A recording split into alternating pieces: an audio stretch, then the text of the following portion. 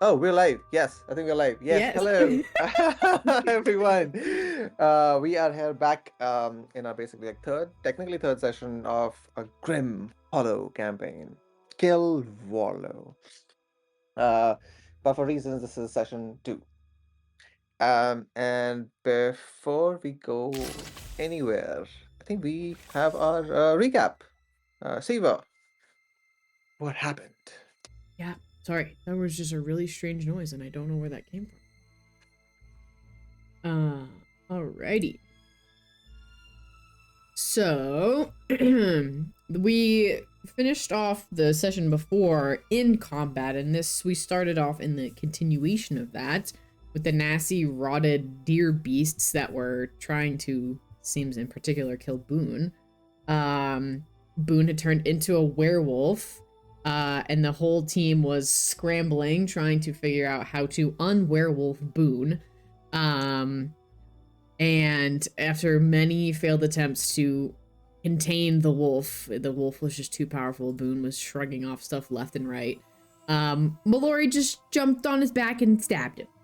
Uh, unfortunately, a wyvern comes sniffing, so the group is able to drag Boone's body into some shrubbery, and unfortunately, the wyvern lands and is able to take out the father of the small group that was traveling with the strangers that this group had come across. Um, and Mellori jumped out trying to pull the wyvern away. Um, However, it still flew off with Holt and the father. Um, Mars is able to get Boone back up, and a couple of people kind of show off a little more than show off a little more of who they are in terms of like physically besides just Boone. A little bit of Valya's vampiric side comes out. Um, Mars's disembodiment. And after kind of reconvening, there's a bit of a tense moment as they kind of clash with Bezos. Mellori steps in and is able to figure out that this person can be a guide for them. Um, and that they are able to strike a deal to save some time in order to get to the city that they need to get to. Um, and so we left off with Bumatic smoking a cigarette before everybody, except for Boone, took a long rest. It was just Boone and the rat smoking in the dark. As my best buddy. Yeah. So that was a lot of it. A lot happened. A lot of like things kind of came out from the dark of every, almost a little bit of every character, and we got to know to see a bit of more of everyone what they bring sort of to this team. Uh, Before going to bed, um, there was kind of like a deal was struck between Mellori and the traveling syndicate member Bezos, who was actually helping uh, a couple like like a family get out of Fallowheart and into Raver. And the deal was simple enough that this party will keep them safe for the night, and then like travel escort them towards the road, and in return, Bezos will provide them with some token of something that will help the party itself. Sorry, reach Fallowheart, though not through the normal means. Um, and with the syndicate connection between Mellori and Bezos, the deal became like, all right, we'll do it, one for one, and everyone started like bed down. And yeah, the throughout the night, uh, some of you were able to like get that hard-earned sleep, while we know that Boone did not sleep, and there was still that kind of this forest rot disease or curse going through Boone as of now as well. Um, Throughout the night, though, apart from the cigarette smoke, there was a continuous almost whimpering from the kid who just lost her father. And things seem to have changed. This spot was a safe spot where bees would normally never almost come over here, and that is not the case anymore. So, with that, we all took long rests except Boone, and we move forward as the kind of the morning light is there's no sunlight in Astoria, but bodies just like no, we know when there's morning time and everyone starts to like rouse up. Um, the Bezos and his one guard left, Lisbeth, and the family just kind of like get up slowly, start keeping the track stuff inside and out, like getting ready to move on. Boone, you are already up. So, Boone, who do you wake up first, or do you wake up all of them? You said Bezos and the mother and daughter are waking up. Yeah, like they're all like starting to like rouse up slowly. Lisbeth has already like gotten up and is starting to like pack up. Um, so Boone will nudge Mellori's shoulder gently. Mel, it's daylight. We gotta go. Yeah.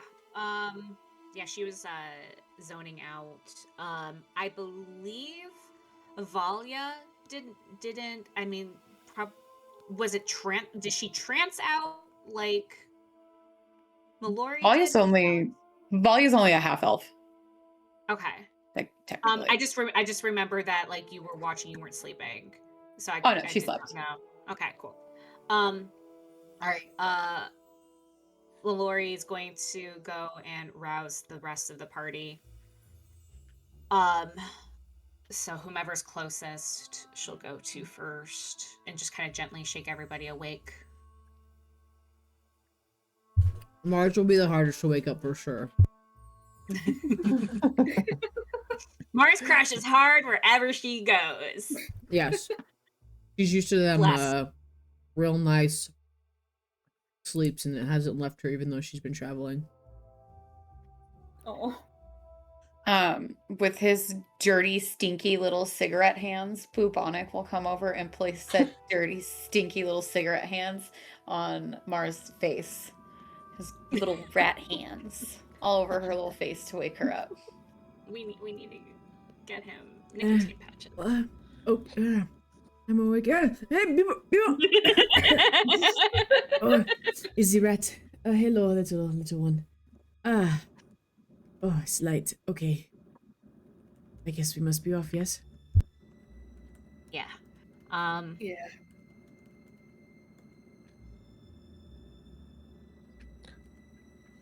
All right. You all get up, and the deal being that you just help this group of commoners get out of the forest area, get to the road, which will then they have their own way of reaching Revo, or like some places, other place in Revo.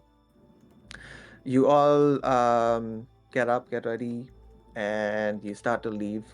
And if you tell me if you want to do or anything else, but if not, then we'll just kind of like fast forward about like roughly 4 hours time where you have reached this almost the border of the forest where you can see like a rough road, not exactly carved road, but like people just like caravans have been traveling through it, so it has become this flattened Like ruts and stuff. dirt. Yeah, so that's where you all have arrived. Did we find out from Bezos the night before what city they were heading towards, like what direction they were heading in? Uh, Generally, no, you did not. So I said like the day before you did not. He just given you this. He just said about like we are going to somewhere in Revo, and we just need to get to the road. And that's where you have arrived like after about, like roughly about 5 hours of like traveling from the camp, from that Basically, we're area. backtracking. Okay. You're actually, yeah, you're pretty much back to where you had come from.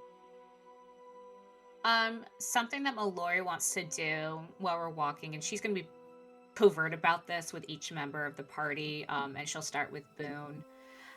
She's going to quietly reach out to each member of the party to ask them if there is anything that they might be able to part with to give the mother and daughter, because they've probably gave like everything to get out of here, and they just like lost husband and father. So Mellori just wants to it's a no pressure.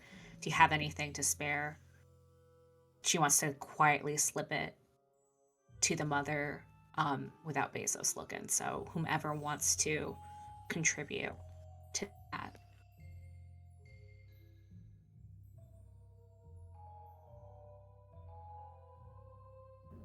Boone will pat at the pockets of his jacket, and will start pulling out like little pouches, just stuff that survived the transformation. He says, "I've got cigarettes and weed that we pulled from that kid, some spell components." Forgot about the weed.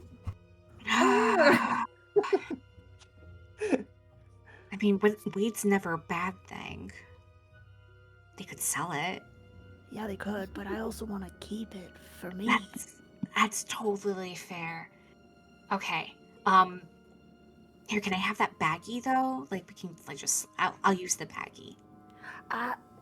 Somebody's just supposed to. He'll just stuff the loose weed into his pocket, and will pull out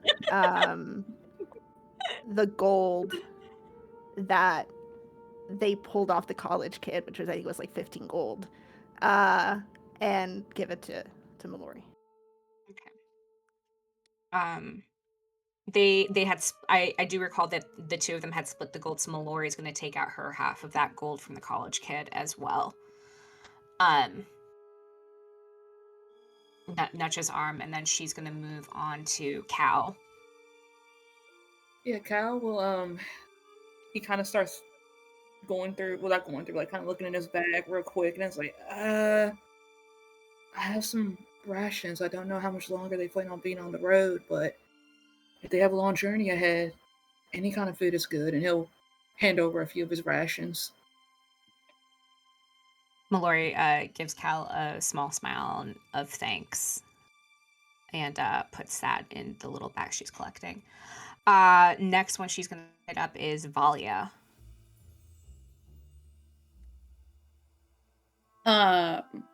Valya looks at Mellori as if to say, "You have a lot of balls." It's not like a particularly nice look. And she will pull out like 7 pieces of gold and just drop it in the bag. Mellori nods to her, says thank you, and moves on to Mars. How much gold was that, Alex? 7 pieces. Thank you. Just so I can write this up.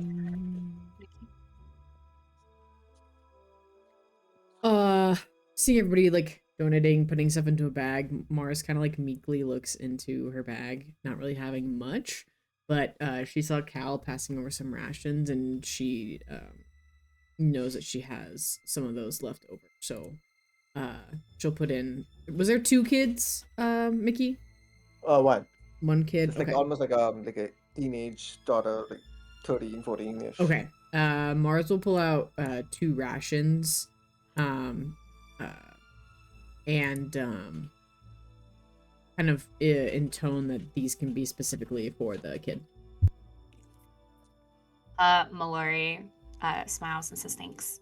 And she's going to wait until there's a point where Bezos isn't around to kind of quietly go up to the mother to give her this bag of collections Yeah, yeah. There is enough time within that, even the journey itself, that you would have been easily able to like just talk to the mother and give all of this. That was how much was it? 15 plus 7, lot of gold, some Yeah, gold yeah. rations. Oh no, not Oh no, God. 22 gold pieces, not 21 Okay. gold pieces. And packed weed. No, not weed. No Okay. No, weed. okay. The weed stays. Okay. Got it. Okay. Um, the mother like looks out at you. She, you can see that she has, she's still hurt, she's still grieving, but she's kind of like looking. She's not readily accepts it, but then kind of like looks to her daughter, who's also like just walking suddenly, and then this small voice kind of says, "Thank you," very hoarse voice, which understandable. She also was Yeah. hurt and crying, so she says, "Thank you." Um, and and then as she's over there, and she just asks you, why are you all going to Fallowheart? Why to why to those why to the place where which is blood just flows? Um, that's a question I've been asking myself since I decided to go. Um, I suppose,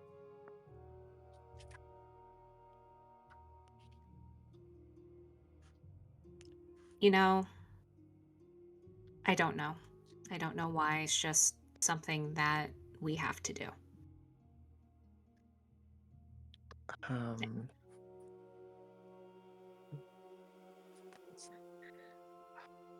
so she just like gives nods, but just sure that she doesn't. It's hard to understand, right? Like, why would someone want to go into the lion's den kind of Yeah. situation? Where it's like, okay, it is what it is. And she's very grateful for this little kind of like care package, so to say. Um, and she says, well, I mean, if you're going over there, well, I hope whoever hears our prayers, I hope they keep you safe. Um, and she says that if you need, we don't have much people like us in the city, but we have each other. And she says that there is someone over there who knows her, and her name was Hathia, like the mother's name is Hathia H. And she says if you in the city, you can find Egard, Egard, Egard. And hold on, let's see. Yeah, Egard, and he runs this kind of like rundown clothes paper shop, and he was always good to her and her family, almost like a family member, pretty much. He's much older human. He is a good soul. If you just if any and he can, if he can help you, he will help you. And you just let her know that it was that you're, you're friends of Hathia. She like smiles up uh, as she says this. Give me an insight check. Okay. First roll of the night. Let's go. Let's Woo! go. Ooh, that's a 9. 9. It's That's not a bad. 9. All right, so even if That's that's not not bad. bad, that's the way Hathia like is smiles. It just gives you this feeling that she doesn't want to be in a debt, Like you are giving her Right. gold and other things, so she wants to help you in some way and where you're going. So you realize that she's finding some kind of solace in that she's actually useful to some people like you who were fighting those monsters, killing those monsters, who were standing up. Um, and yeah, I think with 9 that's enough that you Yeah, get. no, that's great. And how did you spell her name again? So I can write this down. Yeah, I'll just put it in the chat. Thank Hathia, you. and her friend is a god. Yeah. Okay, thank you.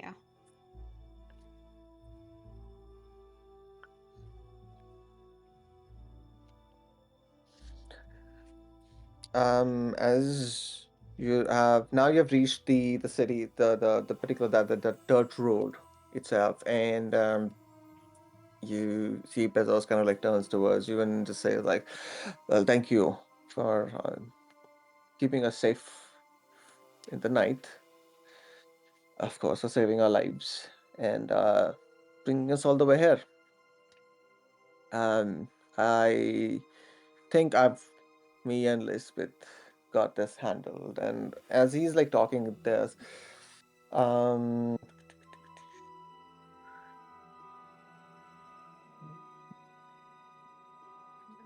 I would say Boone,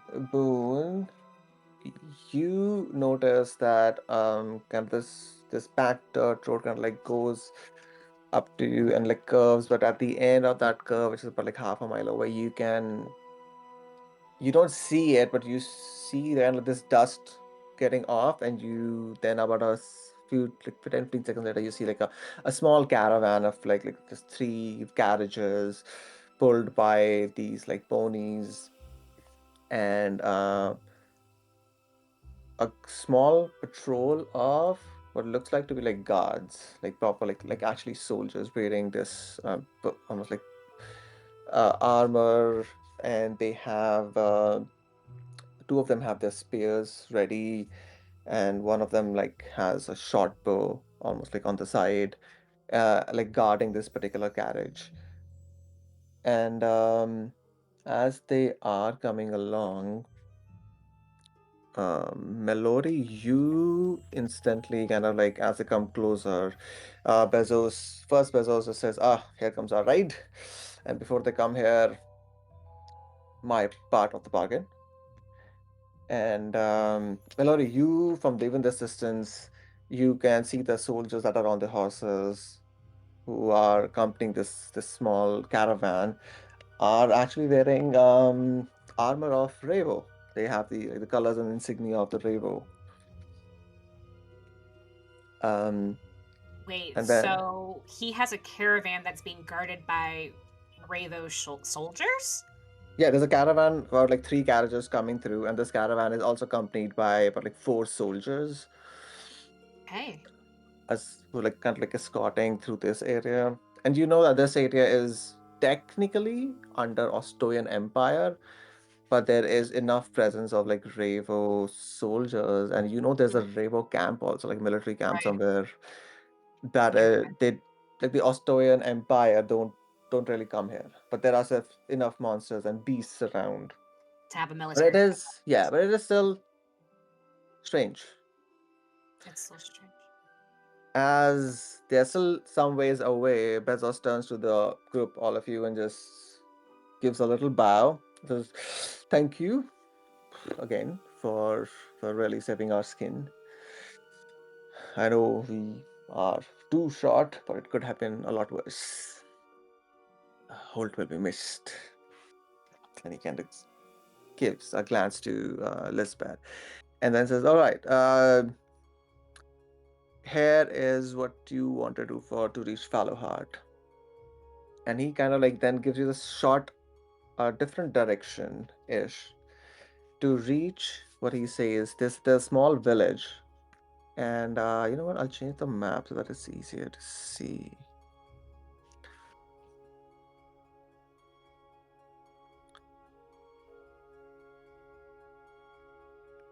Okay. Come on. There you go. Come on. Okay, there we go on the map.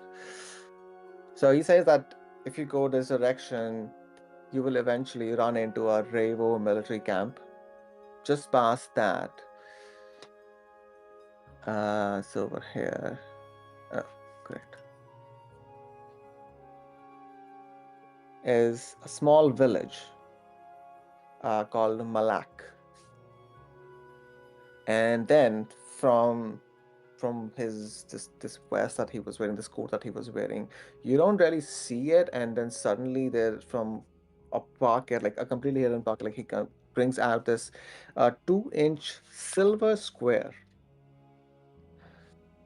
and he gives it to you, Mellori, and says that here, uh, this will buy you a discounted passage from Malak.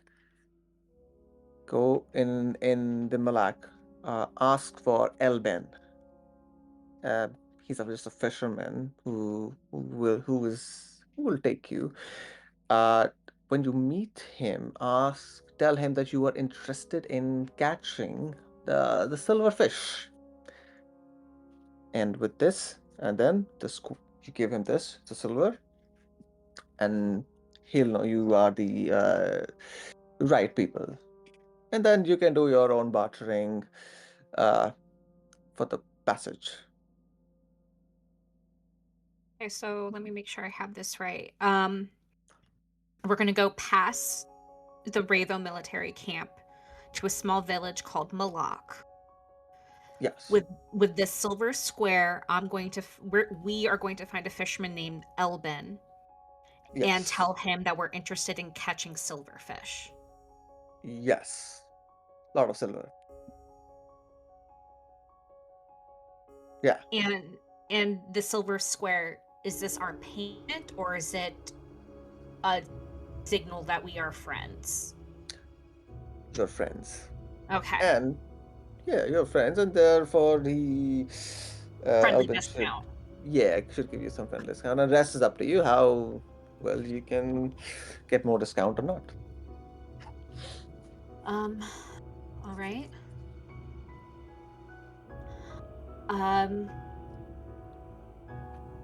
Tell me, is all the group standing around while we're talking about this, or is it just No, I was at the Bezos. Yeah, just Bezos has like come okay? up to you guys, as but Elizabeth is with the mom and daughter. Okay. All right. All right. Okay. This is good.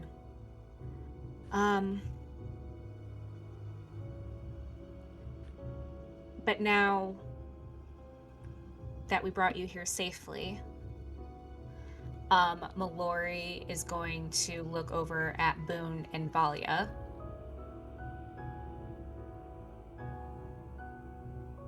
And then back at Bezos. There's also payment you need to make. And what would be that for? Well, for one, not that we don't appreciate your help, because I do. But they helped save your life. And you treated them like trash. Put it nicely, you should probably apologize. Ooh. So give me an intimidation check. And if Boone or Valya are listening into this conversation, they can help you. Or yeah, they can help you. So if they help you, then you make the check with advantage. Am I being helped? Help Yeah. action! Yeah, help action. Well, yeah, I mean, Boone would have been, Don't drop the Boone would dice. have been Don't like drop the 5 dice. steps. Yeah, Boone would have been like 5 steps behind Mellori. Yeah. So yeah, help action. Get that help action. Thank you. Hold on. Nope, that fell away. Hold on. Okay, here we go. Here we go. Okay. Ho! Oh! Ho! Huh? What? I got 20 plus 2 on intimidation. Wait, what? Wait, Nat you said 20? nat 20? I got a nat 20 on my Oh, intimidation. Yes! Let's have Oh, Frick shit, yeah. nice. Amazing. You see, Bezos, whose shoulders were still like all like squared up when he was giving you all this information, suddenly can like squirms up, shoulders drop. Is this the beads of sweat have started at just the edge of his hair? Mellori is going to put her Yes. hand on his shoulder, Mm-hmm. and she's going to look at him, and then she's going to look at Valya and just meet her eyes. She knows that Valya is understandably incredibly pissed off at her. But she's going to meet Valya's eyes first and hope she gets the understanding that there's understanding there. I don't know how to articulate it properly. Please pick up what I'm putting down. And then she's going to look at Boone and give him a nod, and then look back at Bezos and said, if you apologize well enough, I won't let them kill you. And then she's going to walk away. Bezos completely now, with your hand on his shoulder. His eyes go to both Boon Boon and Valya, and then a second looks at the caravan, which is still quite a distance away. And it's like, I'm sorry for the way I misspoke. You have been very, very generous for helping all of us, for helping me live. I thank you for your uh, generosity and courage.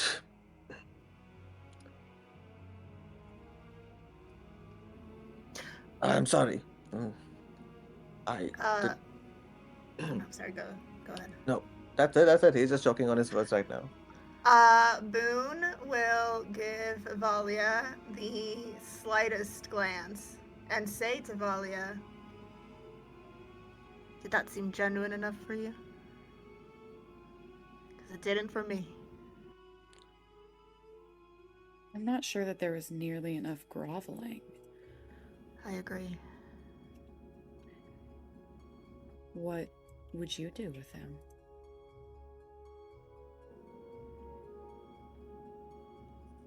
Well, done it once before. Empty your pockets out. Everything.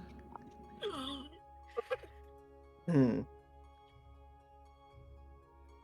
You're making me roll things. Okay, hold on. And he just looks at you all, and he is nervous, and he's looking at the caravan, which is still a distance away.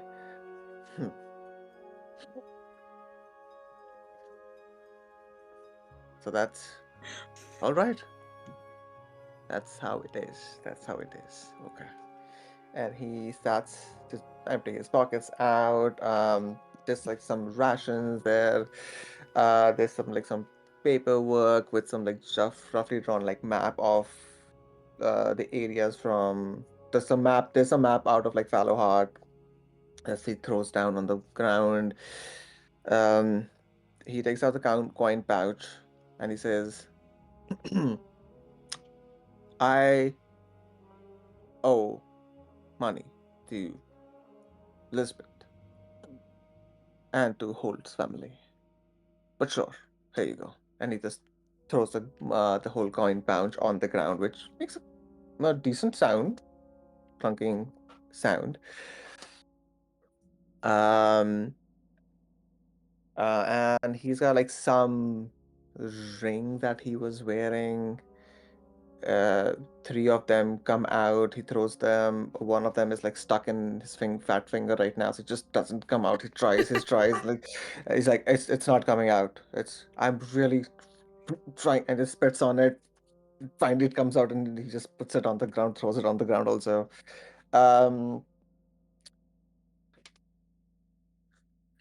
and at this point, the carriage has come very close by, and I start like slow down as soldiers have also come out, and one of the carriages like, ah, just calls out, Bezos, are these the ones?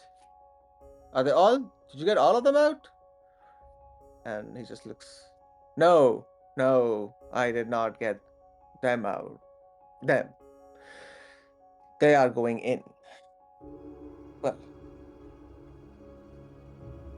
and he gives, knowing that everything is hereby, he steps back, looks at you, Mellori, and looks at all of you, and Boone, Gal, and Mars, who didn't really say anything or anything have done, so he actually gives both Gal and Mars a little nod.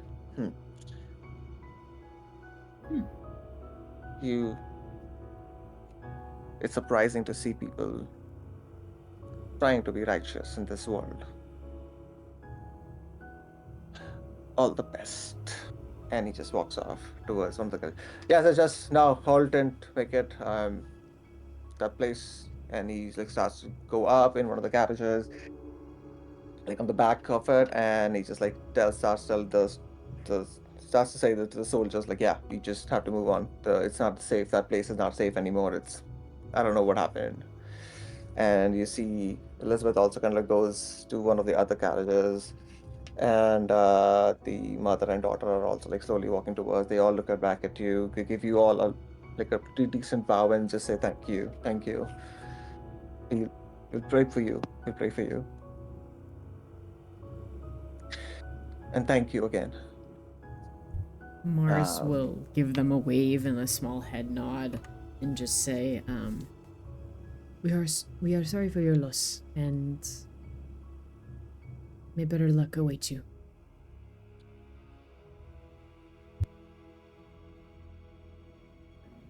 okay. Boone is going to call after Lisbeth as she's walking away. You might want to try and find better employment. This asshole's gonna get you killed. And he'll pick up everything that Basis left behind. She stops and says, "This asshole has saved so many lives. You don't know. You don't know half of it." And she just goes back to the carriage. And slowly, the soldiers just take a look at all of you, saying everything is okay. The caravan starts to go up, move out of your way.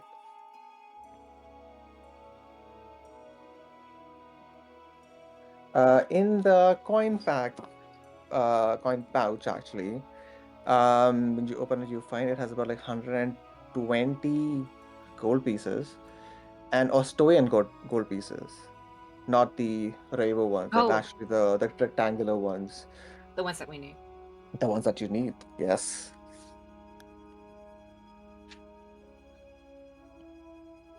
The rings are they have they're mostly like of just silver ish, and the two of them actually have small gems, but they are fake. And the map that Fake. you, yeah, the fake, Of and the course. map like on some parchment, like crushed up maps that you see that they are like some routes have been marked up, and like five marks routes were like marked out, which is like north of the river, basically, like after Fallowheart, after you cross the river, and over time, like four has been like had been crossed out, like crossed out, and the fifth one was like right now was the only one, which is fine. Oh, so like previous routes that had been safe, but like now weren't safe anymore? Yes, yeah, that's a Ooh, good, that's a absolutely, bummer. yeah. Hell yeah. Great Yeah. catch, Well, I mean, Sela. you know, he said he's someone smuggling like people Yeah. out from under the rule, so he would probably have to be keeping track of routes that weren't safe. And, you know, like like he was saying, or like Elizabeth was saying, like getting people out of this place. Yeah.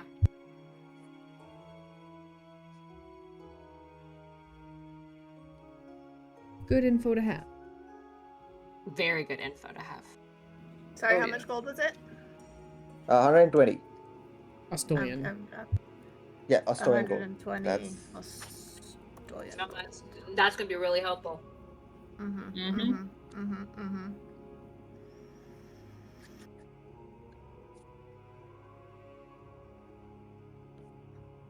okay. With that, the caravan slowly like leaves up. You have been given like a direction, like one of the pathways, which is like kind of like safe also. Um, will bring you very close to the Ravo camp. And now the question I think is like more like above table question is, to reach this, not this village. So you definitely have the option of reaching this village. That is one thing. Would you like to?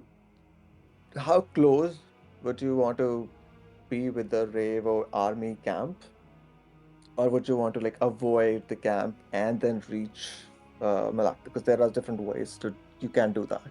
So where And would third we be is right now? Oh, I'm so yeah, sorry. My bad. No. Say the no, third no, no. one. A third one saying like if you don't want to use this connection and make your own way somehow to cross the river. The river is you generally people would Mars wouldn't know and Cal wouldn't know, but between Valya and Mellori and even like Boone, I think, there's enough knowledge that the river is actually pretty wide, like 900 to 1,000 to 1,200 feet wide at different places. Gosh dang.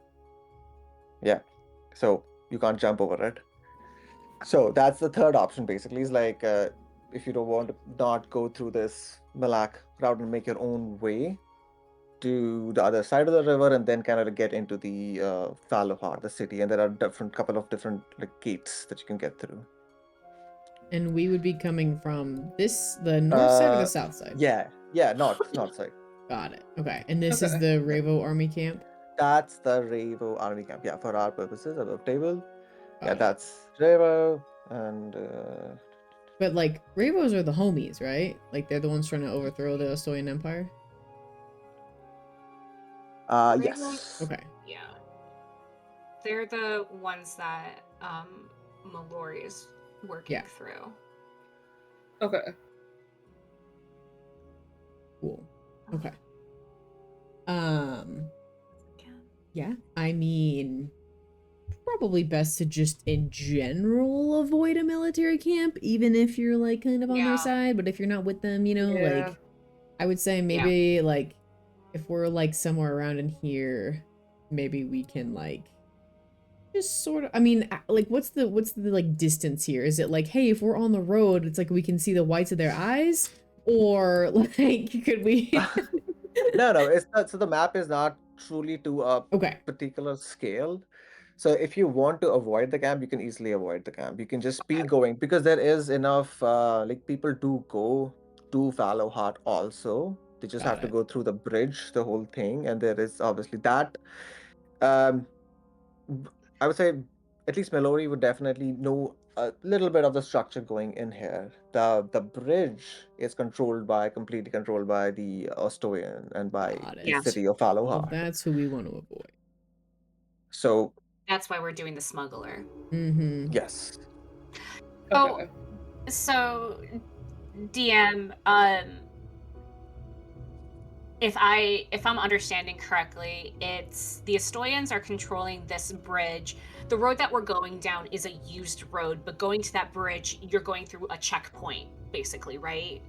Yes. So these two Through like the Estoyan. uh It's like a border walls. crossing. Yes. Yes. These are like heavily fortified Border like a crossing. bridge forts kind of thing Yeah. under like Ostoyan control completely. So they Yeah. going through it's very like it is That makes sense. you don't have to roll for it. Like, yeah, they would be checking like who the fuck you are, everything about you, maybe do more Show your inspection, papers, that sort of thing. papers, yeah, what brings you here, those kind of information will be there. So, and just to make it like just to throw it like in the air is like once if you go through this route, then they will definitely know, like, hey, 5 people came in, they look like this, names, Yeah. whatever, Mm-hmm. forgiven, it's fine. But because you'll be doing everything in the city, then the heat on you Will be can increase like much easily because now you Yeah. know, like, hey, this is what these 5 people look like, so to say. Yeah.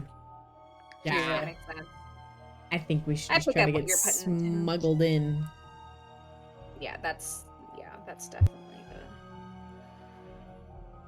the right way. When DM offers something. Oh no, I'm Mhm. just putting everything on you guys. I'm just giving as much information possible I can give, and No, then I you get make your. you. You can swim We have across the free river will. if you want to. Do we have any way of Uh, Let me just roll for a random knowing? encounter. Do we have any way of knowing how long it's going to take us to get to Malach? Malak, I would say just be like another with the map that you have. It will be like little quicker route to, let's say, about like 6-ish hours of journey through most of the jungle part, and then it's like another half an hour to an hour just to get like where the Revo camp is, kind of like over there to go with, like get to the Malak, the village. Okay. So give or take like 6 to 7 or like 5 to 7 depends on like what speed you want to go at. If you normal pace, then I'll say like let's say 6 hours you reach Malak.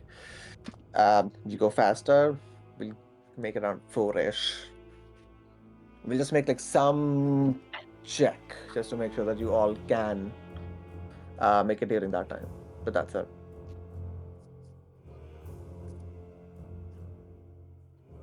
And again, that's if you're coming directly like straight, shortest route possible. If you're avoiding the camp completely, then just add like another hour or 2 hours because you want to be a little Makes sense. stealthy. Yeah. okay. And I Yeah. mean, it's early. Like, we just woke up. So 6-7 Exactly. hours Well- is not rough. I Well, mean, no, yeah, you it's been 5 hours since we woke up. roughly. Oh, Yeah. right. Yeah. So and Yeah, it It's took us true. 5 hours to walk to the road, That's and it's right. another Right. 6 hours to walk to Yeah. Malach. And if we're gonna go stealthily past the Ravo military camp, add another hour, we'll have already been up for a billion hours. and Boone has not rest. Like Boone Yeah. I and mean, Boone he'll only be took fine. like a short rest, right? Yeah, but he'll be fine. But I mean, like, we'll get there at, like, I mean, it'll be nighttime, but it won't be, like, It'll be- dead yeah. of night. Because if we Yeah. say you wake up early at, like, you know, I don't know, 6 a.m. and, you know, 12 hours is still, like, you know, not crazy Yeah, late. yeah. Keep in mind that there is almost never there's no sunlight here. There is just Yeah. ambient light. So even though you'll reach 6 to 6, let's say 12 hours by 6 p.m. ish, it will still be like not light, but not dark. It will more like twilight Got it. ish. Yeah. Okay. Around that time, but 6 to 7 by the time you reach here. So, Okay. Okay. Yeah. So I mean, that sounds like the best option. I agree. To get smuggled in. Yeah, evening time. It's smart. Yeah. Closing So time let's- for all the, like, shops and, you know, people trying to get in and out. Yeah. So, Absolutely. Cool. One thing to However- consider. Oh, go ahead. One thing to consider, right? Dead of night is probably when most of the smuggling routes are active. Do we want to risk being seen by others getting smuggled into the city? Well, I think the other thing we have to also consider, in addition to that, is once we get into the city, where are we going?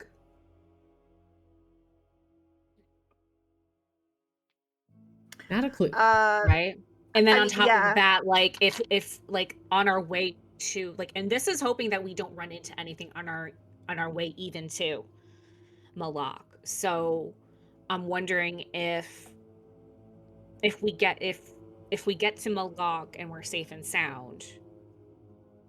Like, stay the night and go the next day. Yeah, that's what I'm wondering. If it would just be better to.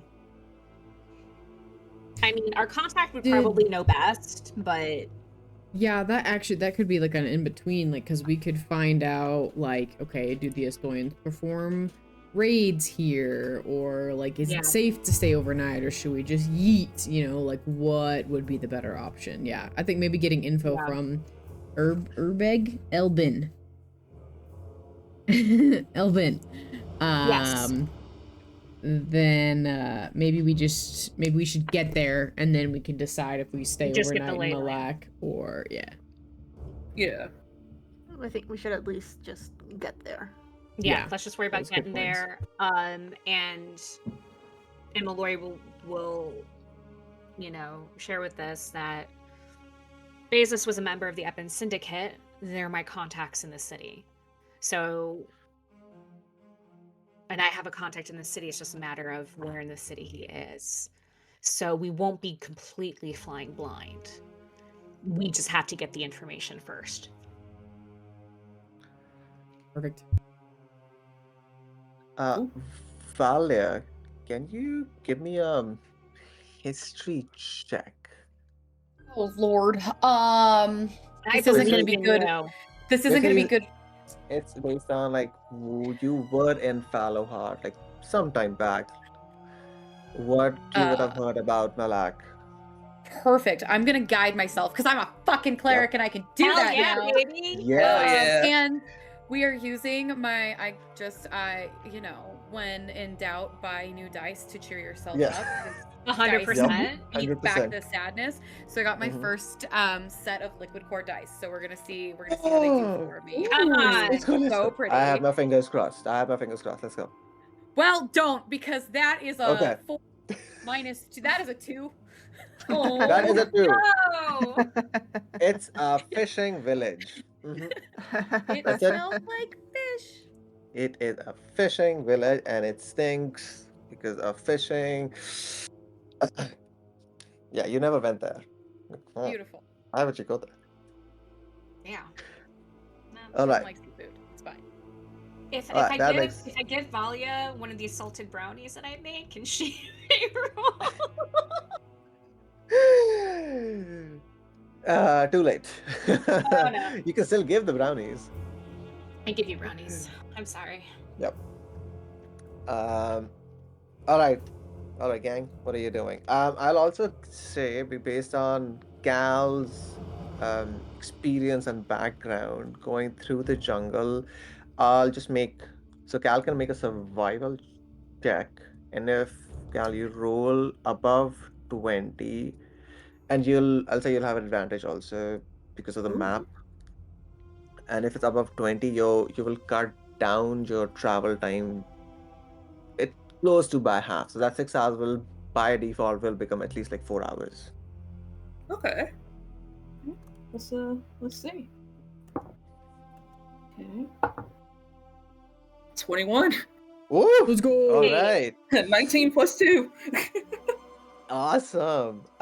Amazing. So with that, you put with that map and just knowing how the jungle like grows and just to look out, you know instantly like growing up uh in the like similar environment, what to look out for, what could be like a patchy way that looks good but could possibly be a trap, just a natural trap, and just being very wary of the sounds of the animals around you.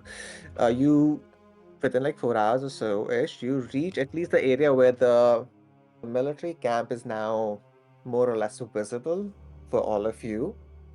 You can see the like smoke is coming out, the sound. You can easily hear like steel on steel, some kind of this battle using, but you would know that okay, there's just like practice sessions going on over there. They're just trying to, be in shape. So what do you guys want to do? Do you want to go by the main kind of this main road, avoid it to reach Malach, or anything else?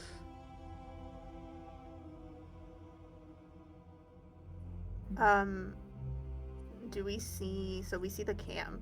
Do we see any patrols? Give me all of you give me a perception check.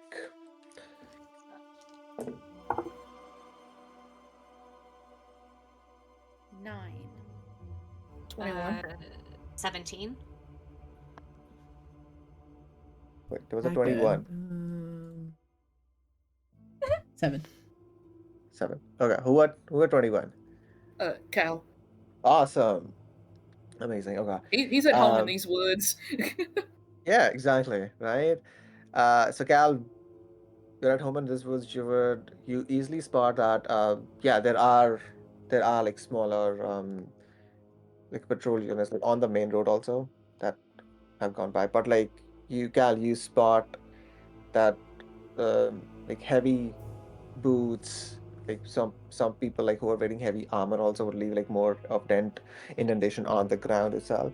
Have crossed at different paths within the woods also, and with that 21, not only that, you do find that there was during the in the woods only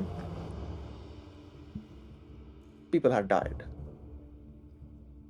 You're not Right. you're not sure. There's no body right now there. Um, but they're like bits and pieces of like clothes that someone would be wearing, and compared to the soldiers that you just saw escorting that the caravan, it's similar. So some of the Reaver soldiers on patrol were attacked, killed also. Um, yeah. He immediately explains all of that emotion to where he sees like where the patrols had gone by, but especially to what he's seeing of like that people have been or soldiers have been jumped here, ambushed, and attacked, and just like so there's a lot going on in this area. Oh no. The fighting must be worse and closer than we thought. It definitely appears so. Yeah.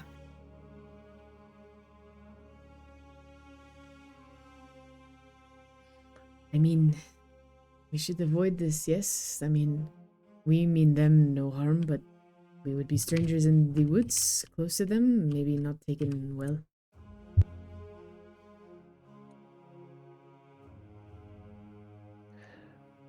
I'll add one more thing because Gal had 21 survival also, and with 21 perception, the the blood or the incident places that there were at least couple of the incident places that were along your travel route. It did not look like fighting between people, uh, Oh. but definitely like a animal or beast attacking. Maybe the And wyvern had some more snacks. Or those whatever mutated deer. Or yeah. So Many vicious it seems things.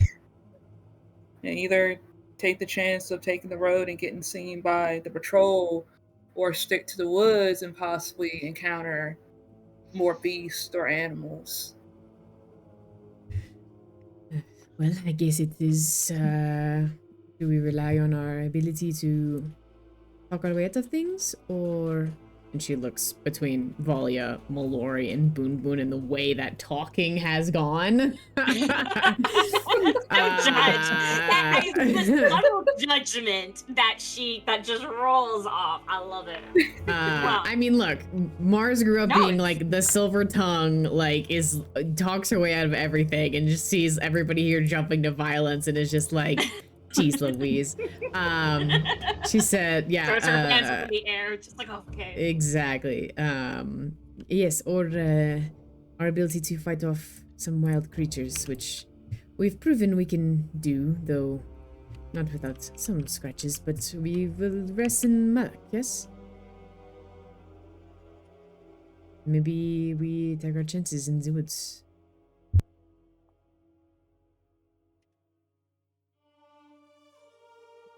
Is it just you two talking on this?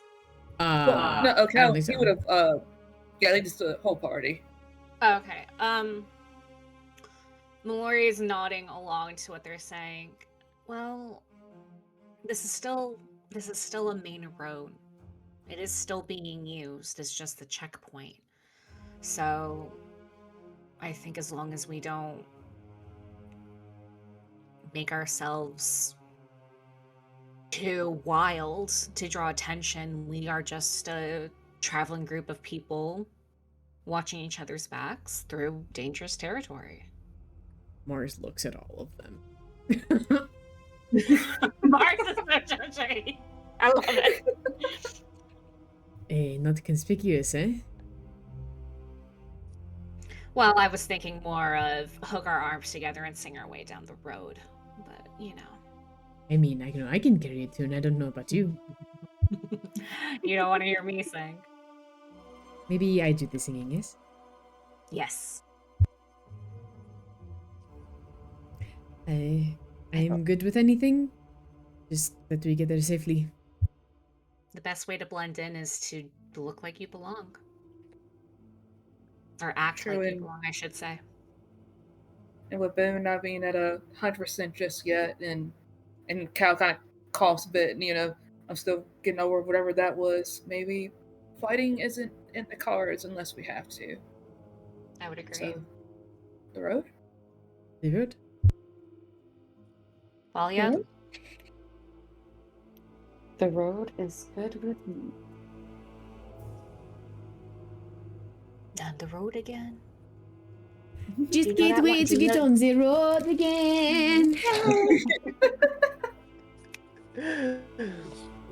All right. So, with that, you kind of leave the wilderness and like take into the more of the packed dirt. And as you do, you can see that from a distance, there's another like this small cart with pulled along by like a mule with like some looks like an older person, farmer. You would say it's just like coming around across you and reaches towards it does not even like look up to see you and continues walking around as you kind of like start walking down this road. You see there is activity on the this camp, which is a rave, and it's very the Ravo's flag is flying high. The tents are all set up. There are fires going around a lot of places. You can smell food is coming through. A lot of fish actually smell comes through. But like soldiers are keeping their own business and give if you're trying to just be normal, like not stand out, um, you're not just walking along, right? You're just like, hey, Yeah. this is where we're going, right? Okay. Yeah. I'll say that you do catch eyes of like some soldiers and all who just like on the side, maybe resting, talking, just looking around to see um, you all, and then but no one comes or approaches you. Um, and then within before you know it, you have reached this small fishing village, which is like very much in its air as you breathe and smell it. You've reached Malach, and from Malach, you can easily see these kind of like these towers on that bridge rising up, going up about like 80 feet high. Uh, heavy structure. Like there are just slits, like murder slits along them. There are no really no windows and all. There's a massive double portcullis that is all drawn down all the way. There's no one uh, standing to like gain entrance at the bridge right now. It's all like empty. But you've reached the Malak village, um, and it's about like early evening right now. So there is still there's some you can see that people are going in and out. You can see like soldiers are actually in groups are coming towards the village itself. And like some soldiers have also like just going back from the village, are going back to the camp itself. Like carrying some like fishes mostly, and some kind of like bottles also like going to the camp with that. So there is some to and fro between the camp and this fishing village. What do you want to do now that you've reached this village? How long has it been? It's been like 6 hours, five I would say hours. it's about like, yeah, 5 to 6 p.m. roughly. Your Okay. journey through the jungle was cut down, but like just coming Right. here, trying to be like easy, just not rushing your footsteps. It's around Just 5, chilling. 5:30 p.m. Okay. Um. Well, I think we should find Elbin, the fisherman. Would this be a good time to take a quick bio break for us since we Yeah. just Oh got yeah. here? Let's take Yeah, perfect. absolutely. Yeah. Let's take Thank you. 5 Sounds good. minutes, 10 minutes, 10 if that's okay. We got some and animals and let's go 10 such. minutes. Yeah. All right. Let's take 10 minutes break. All Thank you. right. Very cool. Thank All you. right. See you in 10.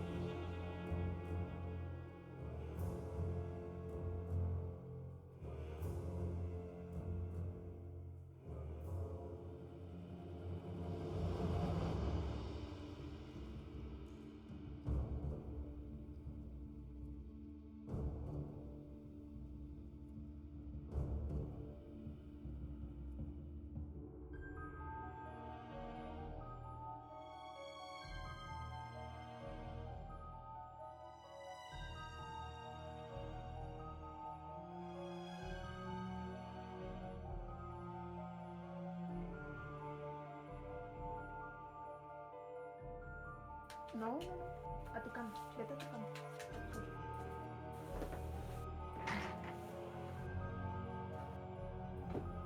Acuéstate. It's okay.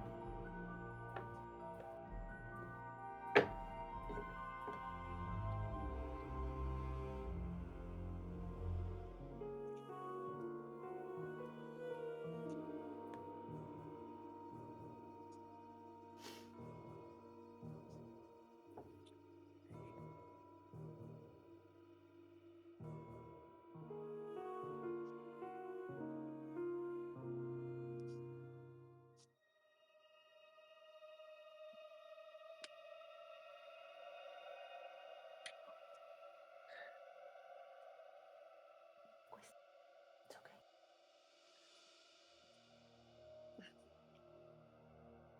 ¿Qué? No, no me la abres.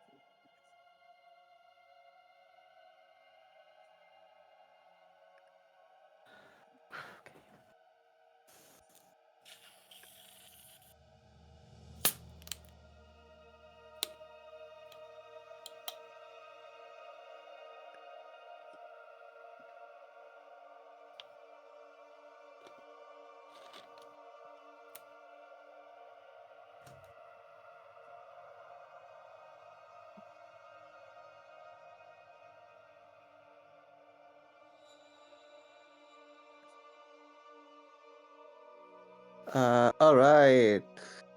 I don't think we're all back.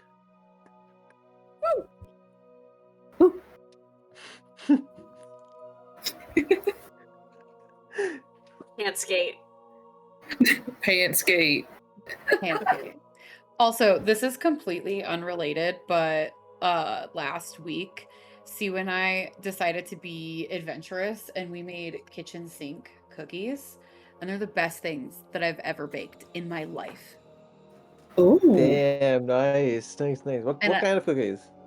So they're called kitchen sink cookies. So basically it's just like a regular chocolate chip cookie dough base, but then we Okay. added these caramels that we got from France. We like chopped them up and added those, and we added crushed up pretzels and crushed up potato chips, and then chocolate chips, What? and then we like topped them with like that Malton sea salt. They're so good. They're so good. Incredible. It's what you deserve. Ooh. What you both deserve. Yes. Nice. I have a okay, picture actually. I okay. could drop it. Yeah, I need Yeah. that like Recipe. now. I Yeah, totally I sent know, it right? to you. Oh, man. I'm eating one right now, which is what inspired that. But potato Ooh. chip, bologna, and Stop! cookies. So you can share with the rest of us, you know? Absolutely. Oh, look at that. Those really look yummy.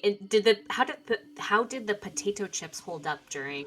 Yeah. Great, fantastic. The Like, potato how- chips and the pretzels both held their shape. I mean, you just throw them in a bag and crush them so that they're pretty small. Right. And then yeah, no, it was great. That's Nice. going in Because the, that would be my that was my one question of like, yeah, how did the potato chips hold up? So yeah, these look really good.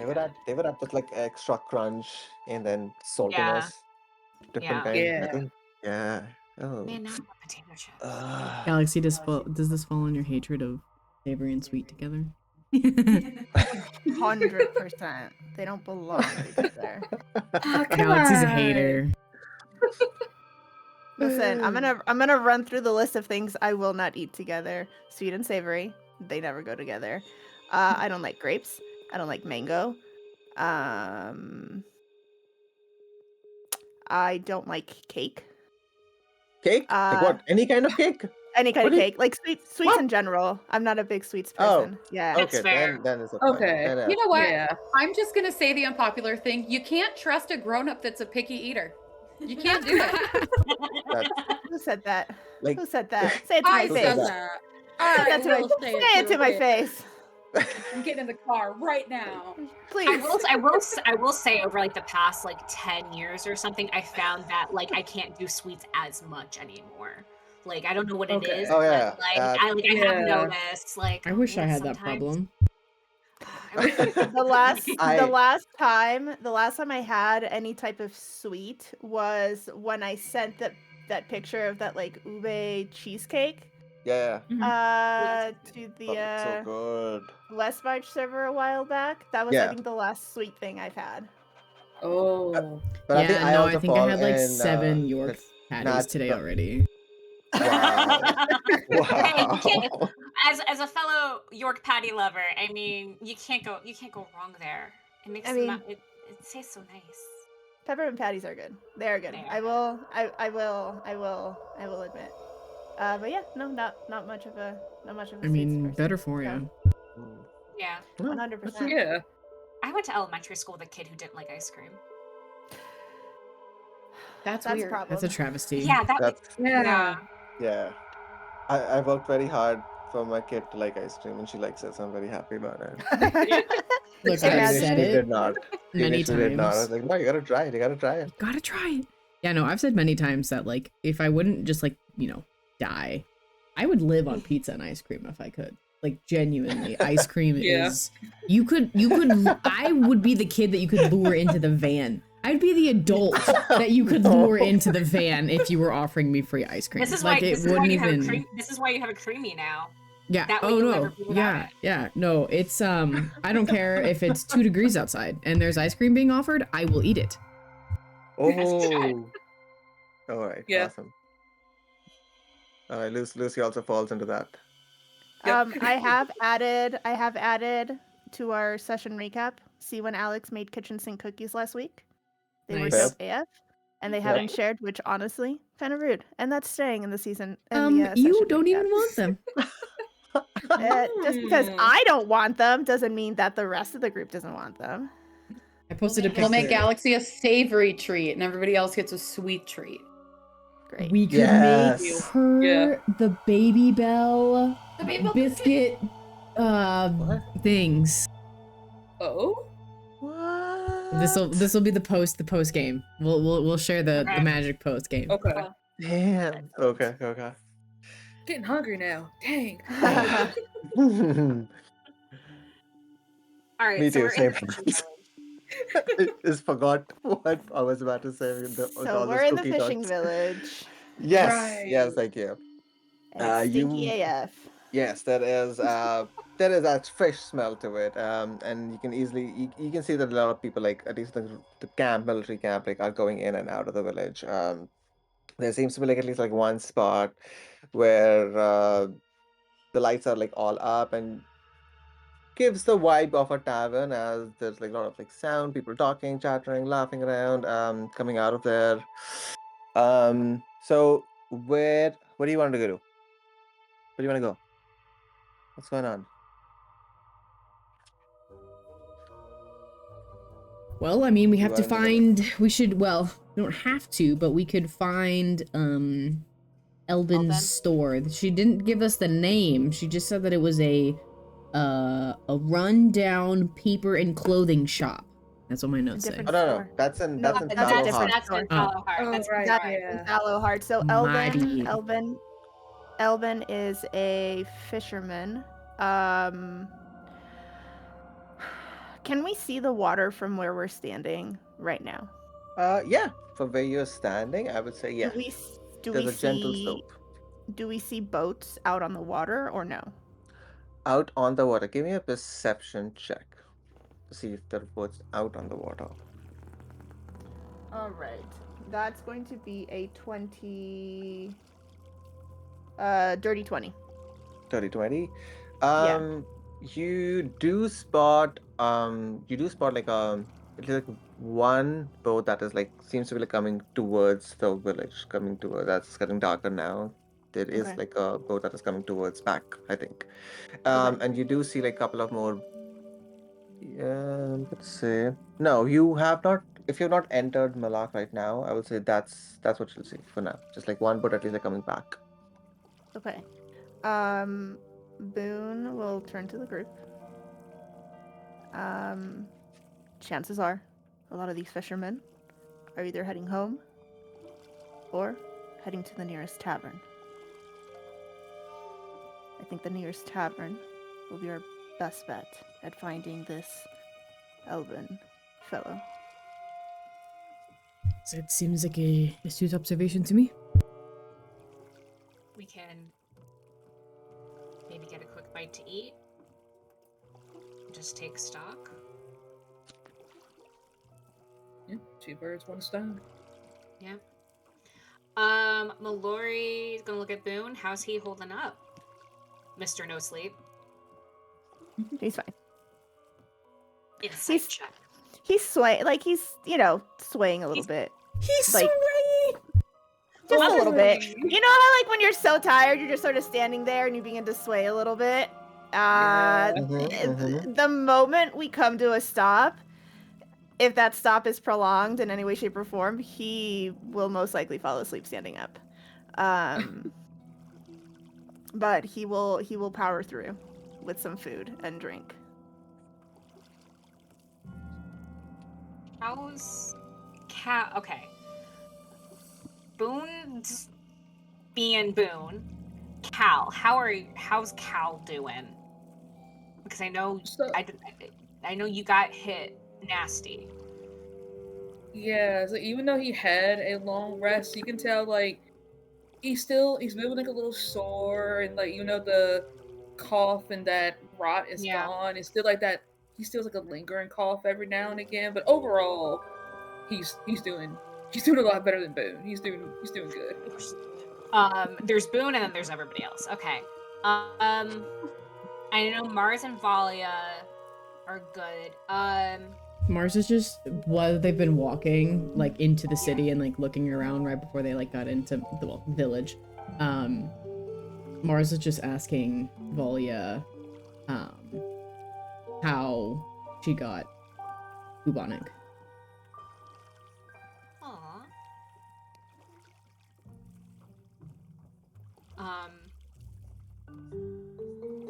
Mellori's gonna turn to Mars and Valya, kind of jerk her head towards the boys over there. I'm really starting to think that maybe we should rest here for the night. I don't like Cal's cough, and, well, there's Boone. He looks like he is one wind blow away from face planting on the wood. It's always kind of funny to see, but not if we're going into where we're going. Just a strong breeze away from eating shit. Yeah. I mean, I'm thinking maybe 20 minutes. Ooh, I will take Maybe this 40. bet. I will Yeah, say, yeah. I would say an hour. Ooh, nice. 1 gold. 1 gold. I wonder if he would even notice if we tried to steal his cigarettes. Do you want me to try?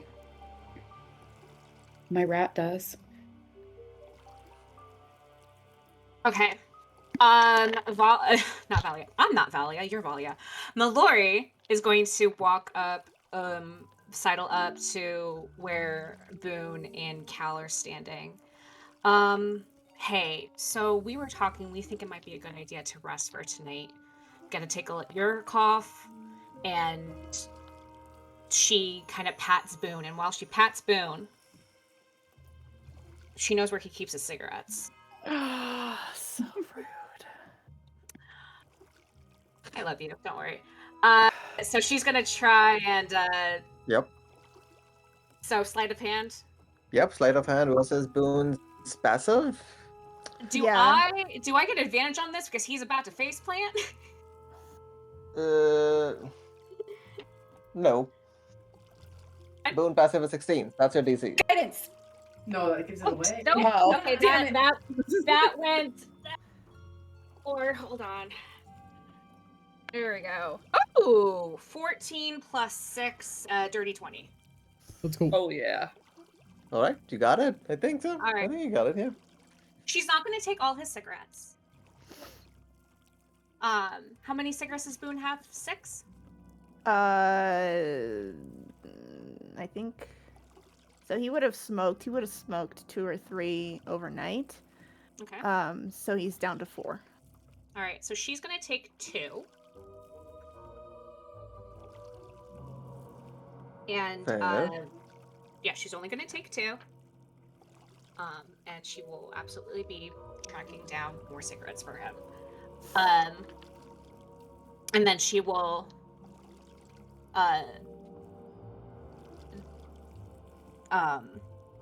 slide those over to Valya. Hey, so let's see if one of these taverns has some space to sleep for tonight. Maybe we can take a closer look at Cal. Did your friends tell us what Elvin looked like or anything like that? Unfortunately not, just Elvin the fisherman, which... Yes, in hindsight is not very helpful in the fishing villages. No, it's not, but I've gone on less, so we'll make do. Let's just get some food in our bellies and get ourselves taken care of. I can't imagine Elvin is going anywhere. All right. With that, it is very easy to see that in this really small village, there is only just like one tavern, which is catering to anyone, locals plus outsiders as well. There are like soldiers, there are other people who maybe look like more of like farmers or like some tradesmen. Um, this tavern is called Guts and Grease, and it is Amazing. more or less full. You do are able to spot like one table which is just getting up, is emptying out, and that's like also like Revo soldiers who just like probably finished eating and like gathering up their stuff. Um, and it is very close to the door which goes into the kitchen. Wait, So so you said that there's Ravo soldiers in here? yeah, Brave soldiers also were coming in and out that you saw from outside also. And as you kind of come in, you see that there are a couple of tables full of like Brave soldiers Okay. eating and just drinking, and that one table is like opening up like that was also filled with like soldiers who just like probably finished their meal, have dropped their coins, payment, their thanks, and like just like taking off whatever leftover food that they have and like with them. Okay, so And the table is no like right next to you. Mhm. Astorians are holding Fallowheart, but they have not really dared to cross No, into Malach. no, they don't.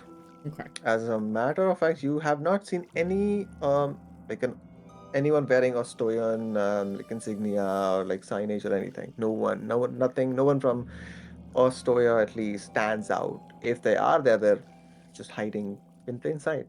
At least. Interesting. Okay. Mars will go to the bar when they get in and um will pick up like whatever, I know taverns will sometimes have just like, hey, here's the giant pot of soup that we've been cooking. And we'll just get a bowl of soup for everybody and just like a mug of ale for everybody. However much that is. Oh, all right. Oh, yeah. If you're getting bottle of ale for everybody and this thing, it's gonna cost you. Hold on. I know it. He knows it. Mars, I'll help you with that. For sure. Okay. Yeah, it's actually pretty cheap. Okay. Cheap cheap. It's So happy hour. It's happy hour. roughly about 2 silver pieces. Oh, I got that. Oh, No okay, worries, cool. Mallory. Oh, Yeah, Are you sure? Okay. Well, I'll help you carry yeah, everything. for like a big bowl of which is like a stew, and there is it's a fish stew, but there are like some vegetable, like there's some carrots have been thrown in, and they have like some kind of like green. You're not sure what it is, but like some leafy thing has also been like thrown in, and there is this almost like a small like starter, not starter. I'm saying like a hard bread, which Mhm. they Nice. give like on the side as well. And the ale, once you take a sip, you almost want to spit it out. It is Uh, it is Sounds like about right. watered down and it is like sour as well. Very Oh, sour. But it is what it is. The soup, however, is Sustenance. pretty good. Pretty good, pretty delicious actually. Um, and the server has like helps you with all the food. Also come down, takes the coin, that's like with the rack cleans up the tables that all you all can sit. That is like heavy fish smell because you're right next to pretty much the kitchen door or kitchen itself. There's this heavy smell of the fish kind of like just in your way. Maybe that is what is enhancing the flavor. Cal was in heaven. All Um, the smells and stuff. Yeah. oh yeah. Mellori is always on alert, so she's going to be she's not worried about Elbin right now, but right now she is trying to hear any conversations coming from the kitchen, any tidbits that sound interesting. Excellent. Give me a perception check on this. What about Mars? Mars, what are you doing? 2021. Is there any like fireplace or like any other like storyteller or bard in there? Because sometimes these taverns have like Hmm. those old like fishermen that like tell stories. Or is there any table gathering that seems particularly raucous? Or Yeah, is it there just, is actually. Yeah, no, there is actually one table which is right at the entrance corner, basically, and looks like to be the best table because it has a window next to it. uh And there are these like old folks like just squatted sitting down, has small like round table and like almost 8 people are like just sitting around it. They have cards in their hand, they seem to be playing cards. There is just like ale going through. um and they seem to be like playing some kind of like game, of course. And you as you notice is that the bowl that they have, they just have like one central bowl which looks similar to the stew bowl that you all have. And something happens, some like cards are thrown out, like, and people go like, "Ah, it's your turn," and the person just like groans and like goes and takes the bowl, takes like sip, starts drinking sip, and just makes this horrendous face, like is about to like throw up, and everyone just like suddenly that entire table is like quiet down to see like, is he going to throw up? And you see the bile rising in that one older this human with like really short cropped hair, like just bile is rising up to its mouth and No. somehow just keeps it down like, not today, not today, ha ha ha ha, and goes like, let's Oh, go again. what You the? see that table. Sweet. uh Cal, Yes. you yes, you're like settling down. um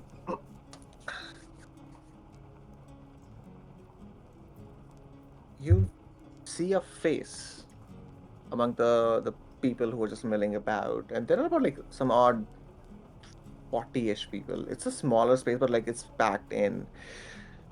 You see a face among the other faces. You have come to Fallowheart,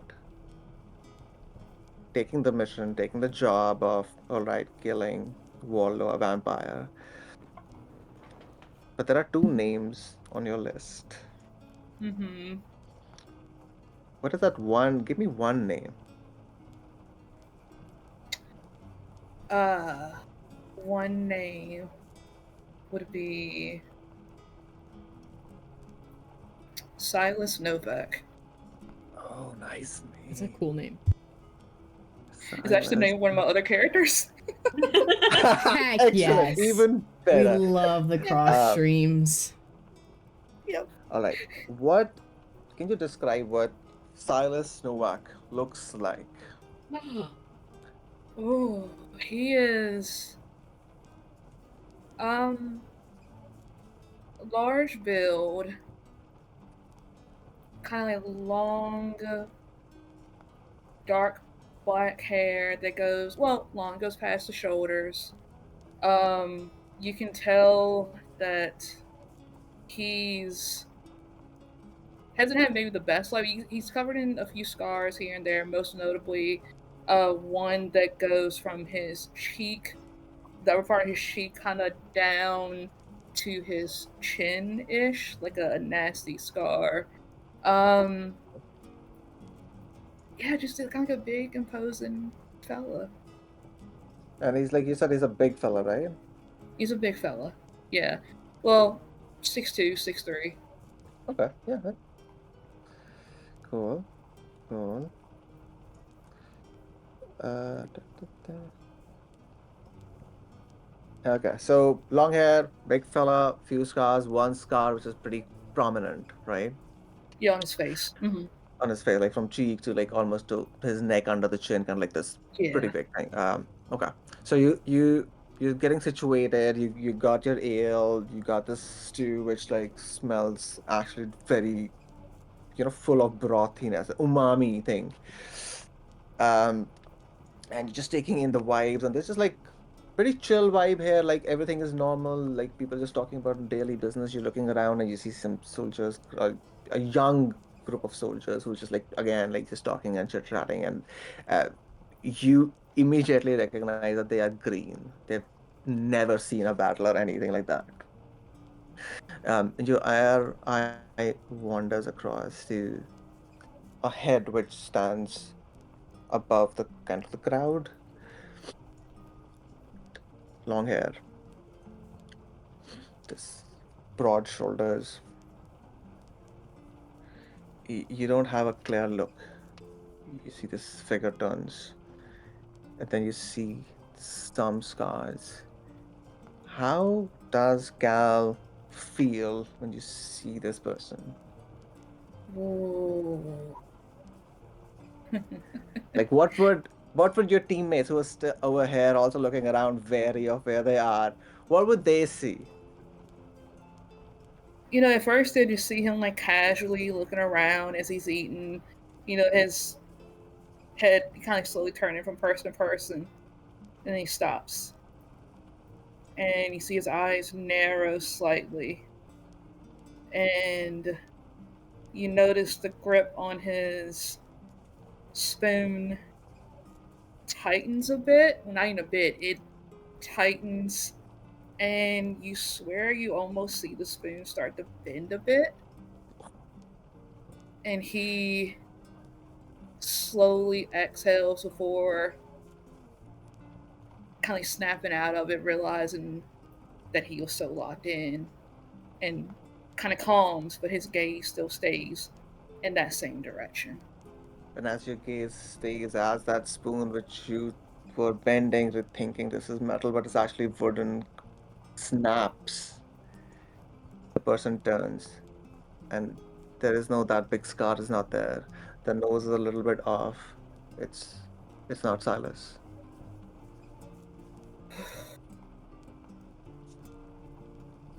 He takes a deep breath and kind of looks around awkwardly, like, do not look like, oh, hopefully no one saw that, and just kind of tries to get back to his food with his semi Uh, broken spoon. Give me a deception check with disadvantage. Oh And boy. your lowest is 11 passive, which is Mars. So let's see. Well, that was a nat 20 and Oh, a Okay. 12 plus 1, so 13. Hey. 13. Okay. So I would 13. say with just that passive, and then Mars is obviously like looking at that table or the table also. Everyone else, you would all like Valya, Mellori, and Boone. Boone, you would all notice this strange tension come over Cal's face, and then the spoon that he was holding and like breaks as splinters up a little bit, and then it kind of like the tension like woof, dissipates as he kind of like Cal looks back to all of you. Um, I'll go back to Mellori's perception. As you're just like looking around, trying to like in tune with the words. And you know how you go to cafes or any restaurants, and there's Yeah. a lot of people talking about it, but you almost can never make out like what they're talking about. This is you're trying to like lock your eyes, put into sensors, like what's going on. You catch this. You catch two things. One of the things is like someone saying, who looks more like a tradesman, saying that yeah, things are bad in the city in Fallowheart. The Viscount has raised the blood tax, saying saying the darkness is rising and the Burak Empire is uh, uh, is also planning something. So he needs to this, but like people are it's distressing. People are like kind of freaking out, and then between these words and other words, and then few more, you catch another wisp of these words coming out like, yeah, but the Viscount, I don't know. People are saying all of these things, but I don't think he's dead. I just maybe he's not feeling well. Maybe he's not been seen in the streets for like a few weeks. That don't mean nothing. The army, the Soman army is still there. They would have come into the city. No, nah, it's just like it's a false thing. They just want to, rile up the blood over here, get more blood spilled up between the soldiers and the people. The people haven't done anything. They don't want any fight. Yeah. So you pick up these couple of these things between the table that's going on.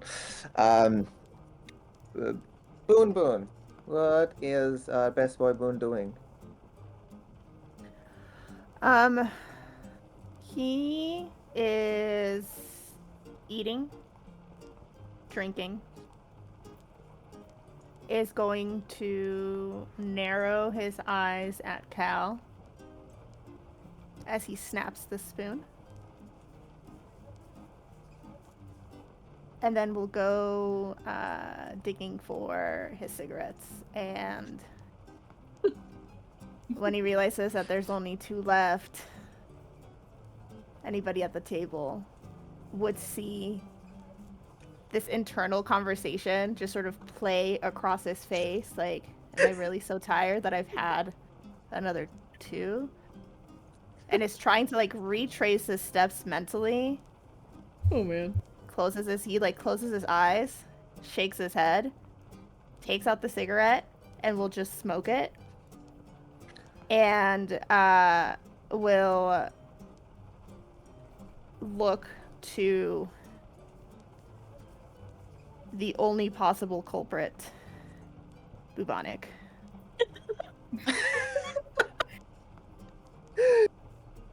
He'll lean over the table if Bubonic is visible. Bubonic is visible. He's hanging out in the like cowl neck of Valya's like outfit, Completely reaching his ignoring grubby little hands for Boone. Yeah, completely ignoring Valya. Did you steal my cigarettes? Did he say it out loud? Absolutely. Oh, awesome.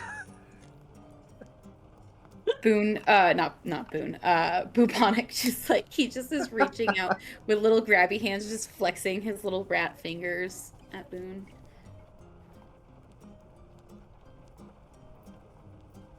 Oh, you rolled a natural too. Fine. And he'll hand the lit cigarette to the fucking rat. And will lean back in his chair, stretch his legs out under the table, kicking anybody's legs that are in the way out of the way. And will also, in this like pouty, angry, tired state that he is in, will try to also listen for specifically for anybody calling out Elvin's name. Elvin's name. Okay. First of all, I rolled a d4, so you kicked Cal under the table.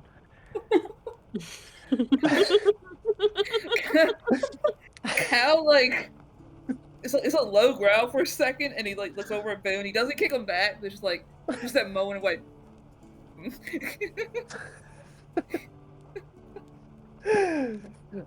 And you can also give me a perception check. I'm Can I going to can I make do it this? with yeah. So I have advantage on this. I have advantage on perception checks that rely on sound. Oh, cool. Yes. Okay. So it's just a straight roll. Yes, I'm gonna make it straight roll. I was gonna give you disadvantage. Yeah. Oh man, that's an You're 8. sleepy. I am Yeah. actually it's a 6 because I still have a -2. Yep. Super sleepy. Yeah. Yeah, you were too tired. Like the words just don't make any sense to you right now. Bubonic is the only one who kind of Yeah, Bubonic is the only yep, thing that that's your buddy. has his attention right now. And is wondering A, where all the smoke is going as the cigarette slowly dwindles. And B, really wishes he hadn't given the cigarette to Bubonic in that moment because he's only left with one. Oh, buddy. Oh. So he's just gonna sit there and pout quietly. Okay. Valya, what are you doing? Valya will she takes the cigarette from Bubonic, and then out from behind her ear, from behind her hair, she pulls out another cigarette, and she uses the rat's cigarette to light her own. She just like blows the smoke back up into the air, and she's looking at Cal, and she noticed kind of that moment of, discomfort or alarm, or I don't know if she recognized it as like familiarity or anything like that. And so she's watching him, and she leans over and she asks Cal, are you okay? When he hears Valya, it's enough to like snap him out of it and back to the present, and his like expression relaxes as he realizes he's holding his splinter spoon, and like looks at her as like, just sometimes when you think you see an old ghost from the past kind of thing, but I'm okay, and tries to give her like a reassuring smile as he like reaches over for like a spare spoon or something on the table. But she's not eating, so she'll kind of pass over her spoon, and then she'll reach up with 2 fingers and just tap him on the forehead and give him a little smile and let him have his moment, because it's like he obviously doesn't want to be focused on. So just give him a little tap and pass him the spoon, and then she'll hand over her cigarette to Boone.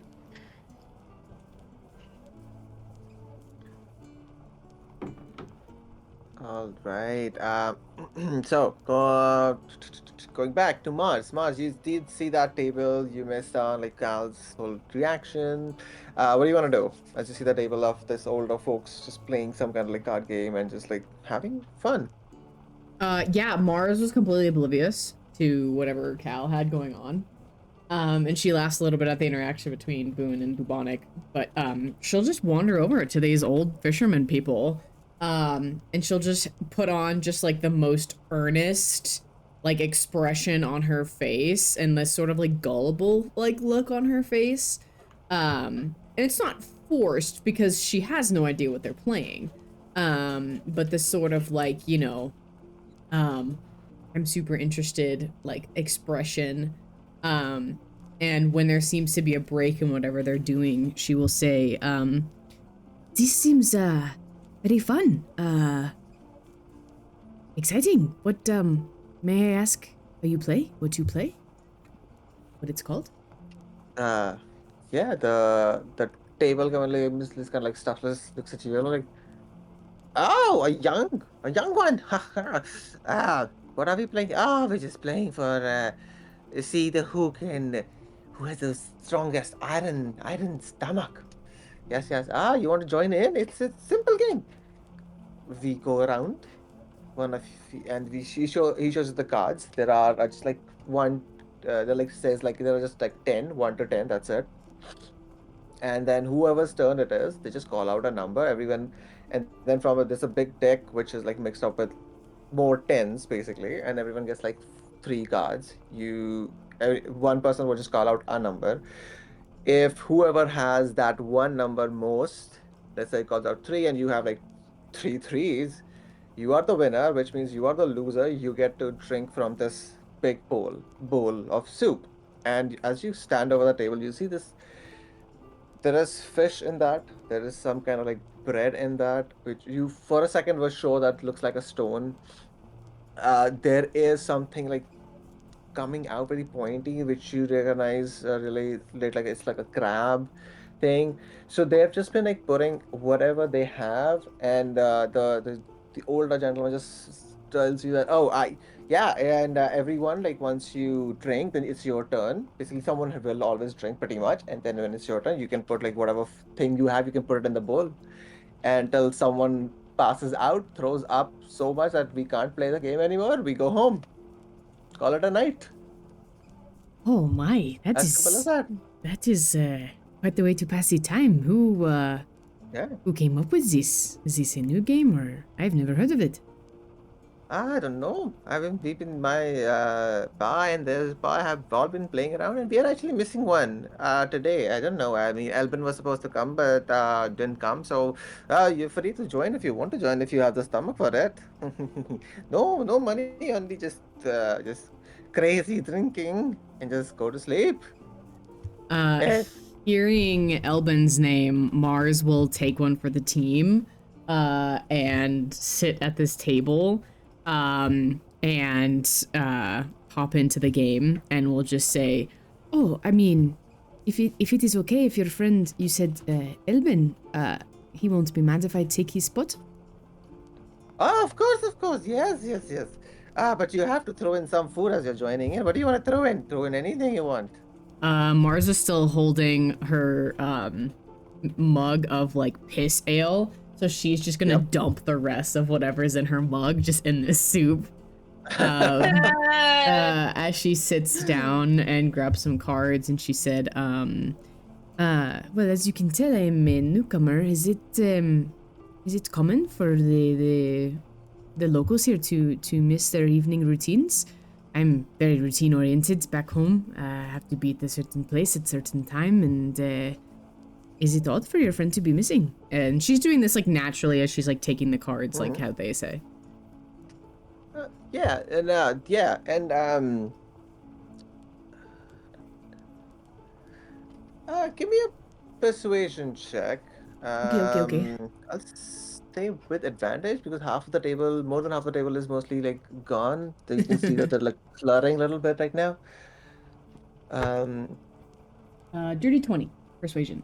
20. Okay. So before this older, the human who was talking to you could say anything, there's another like a dwarf. She gets up. No, Albin, no, she's not always there. Sometimes she is, which is fun, but sometimes she says she's got work. She's going out in the night fishing that silverfish, the mythical silverfish. No one has ever caught it. As I've been telling, that Albin's gone crazy. That's what it is. But I mean, who am I to say? Maybe I'm also going crazy. We all are. All right, you newcomer, you join in, you say a number. And so we just do it. You have to just say a number between like 1 and 10, or basically 1 and 0 in our case. And then you will roll 3d10s. That's after you say the number. So what is the number first? So they're all Let's like, he's go remember. with 2.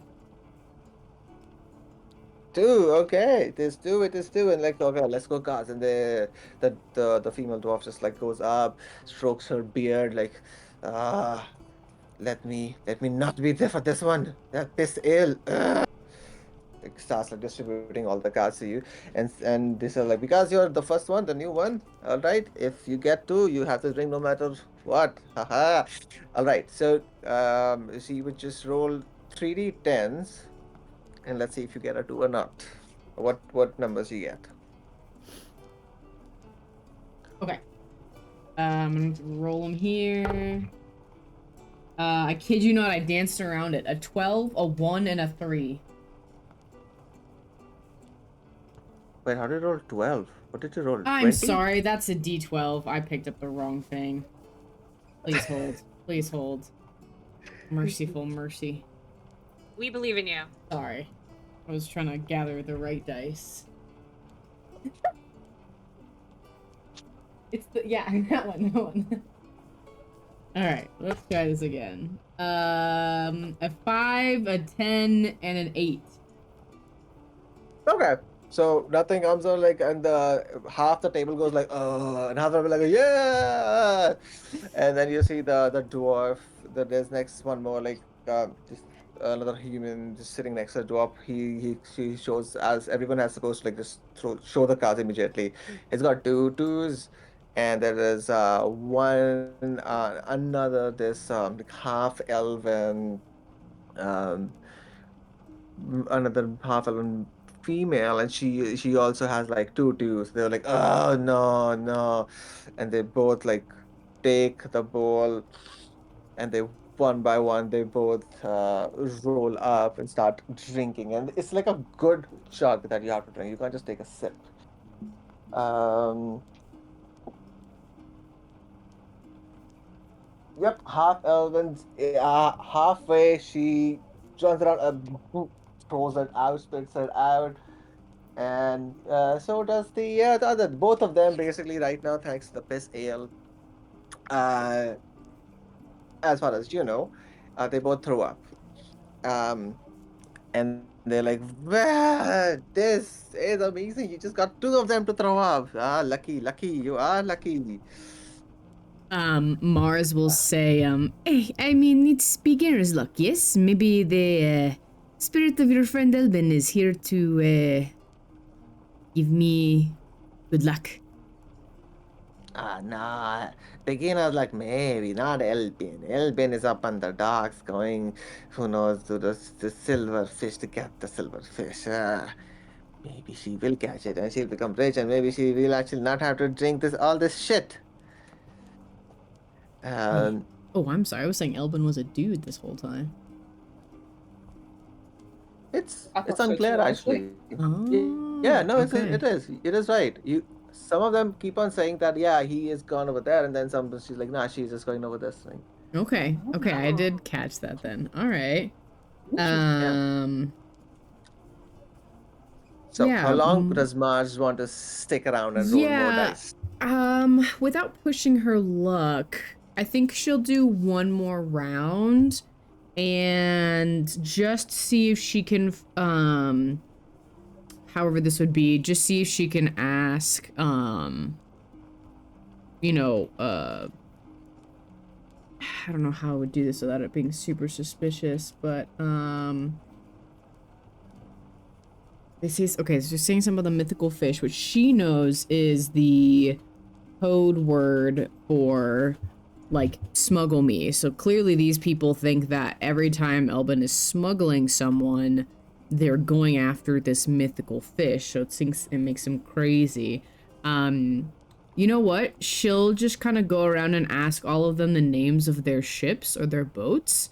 Because I know a lot of sailors and, like, fishers, like, take great pride in what they name their boats, and just kind of going around, and then she'll like slip Elbin like a question about Elbin's boat's name in there. Oh, amazing. Okay, cool, cool, cool. So here we go. First, let me roll a d10. Oh, so number is 6. All right. Yeah, so let's go. Roll 3d10s and let's see what numbers you get. Ooh. Oh man, dance around it again. 4, 2, 7.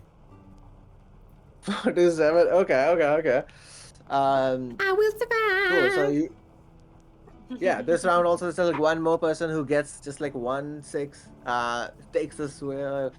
Um, oh, it's actually fine. Wow, okay.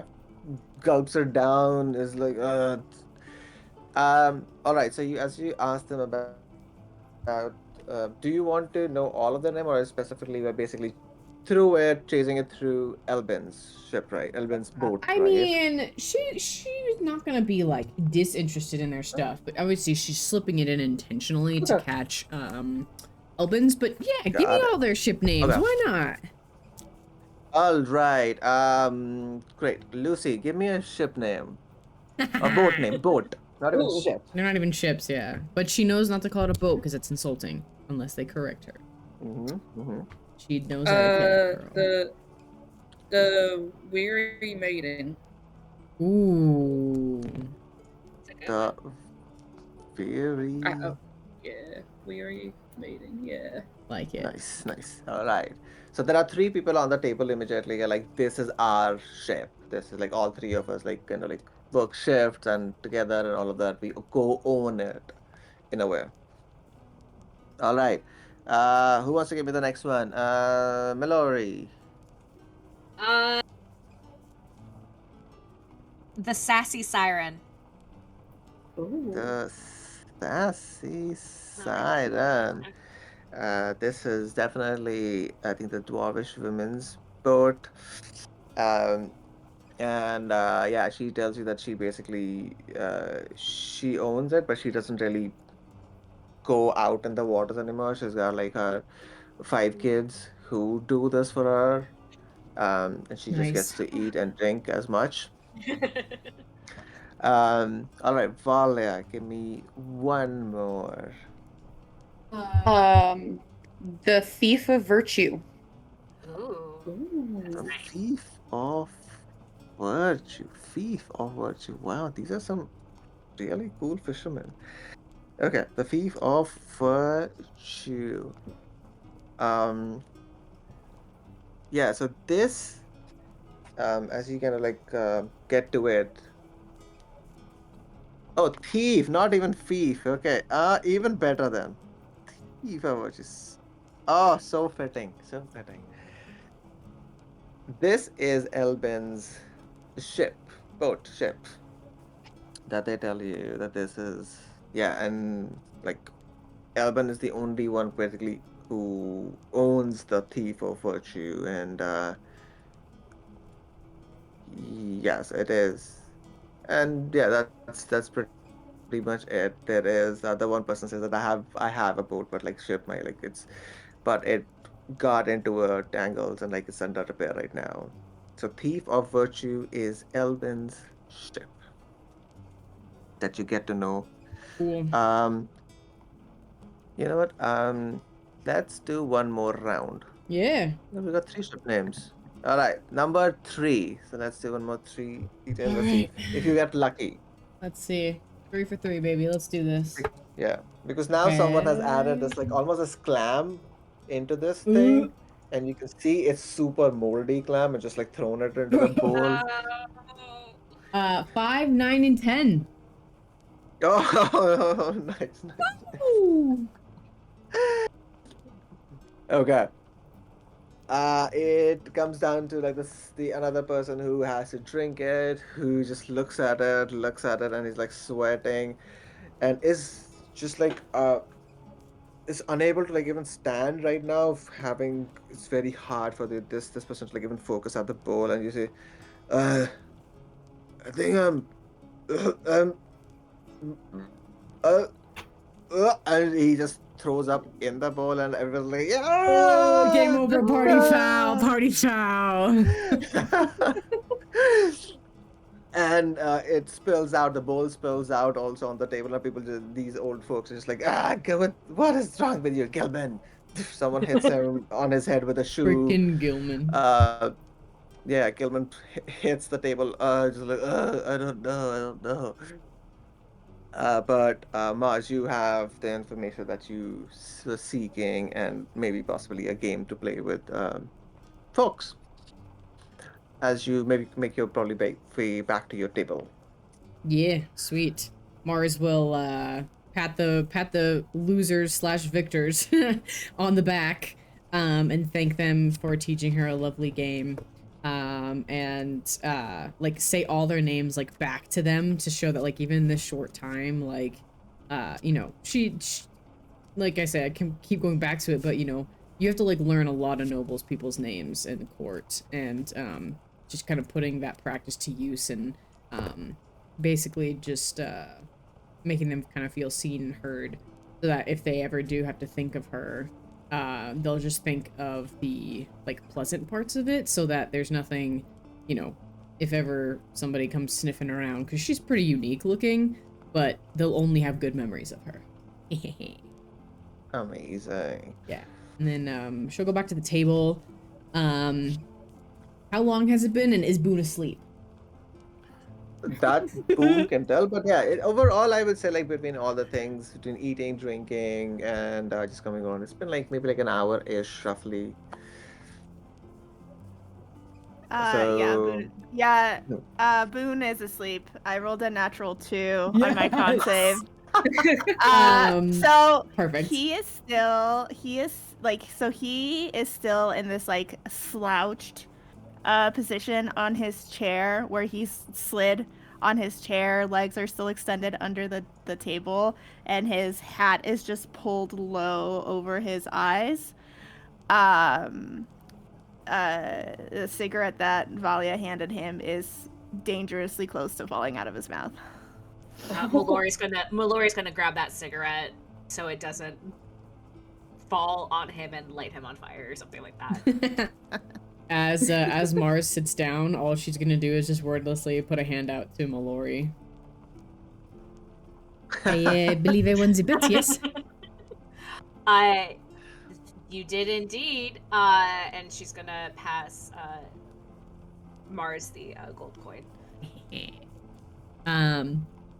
Seems I am on a winning streak tonight. I deemed to bother those old sailors over there, and they taught me the most revolting game I think I have ever seen or experienced or smelled in my life. But I learned some information about Elben, both interesting and confusing.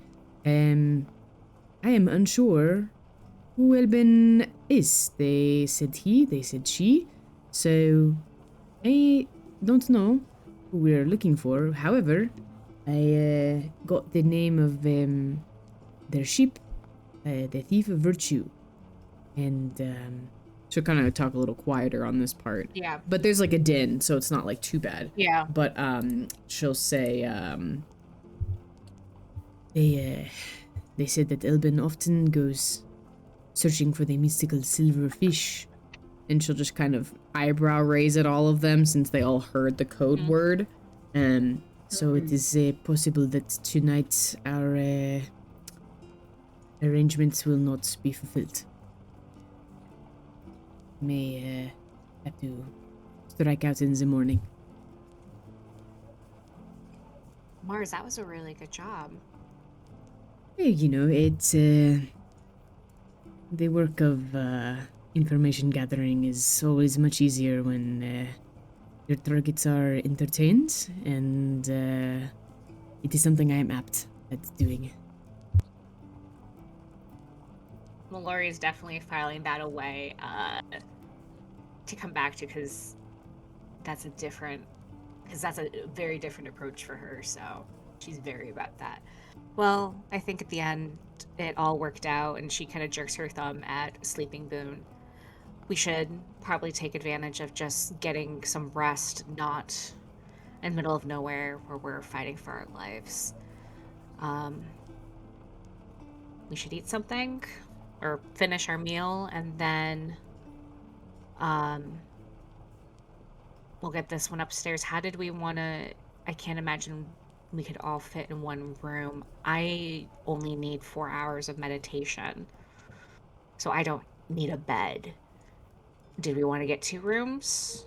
Yes, it seems it will work. Ladies in one room, men in the other, and Mellori, if there is a chair or a cushion, maybe you can swap around, and we can make sure everybody's comfortable but safe. Yeah.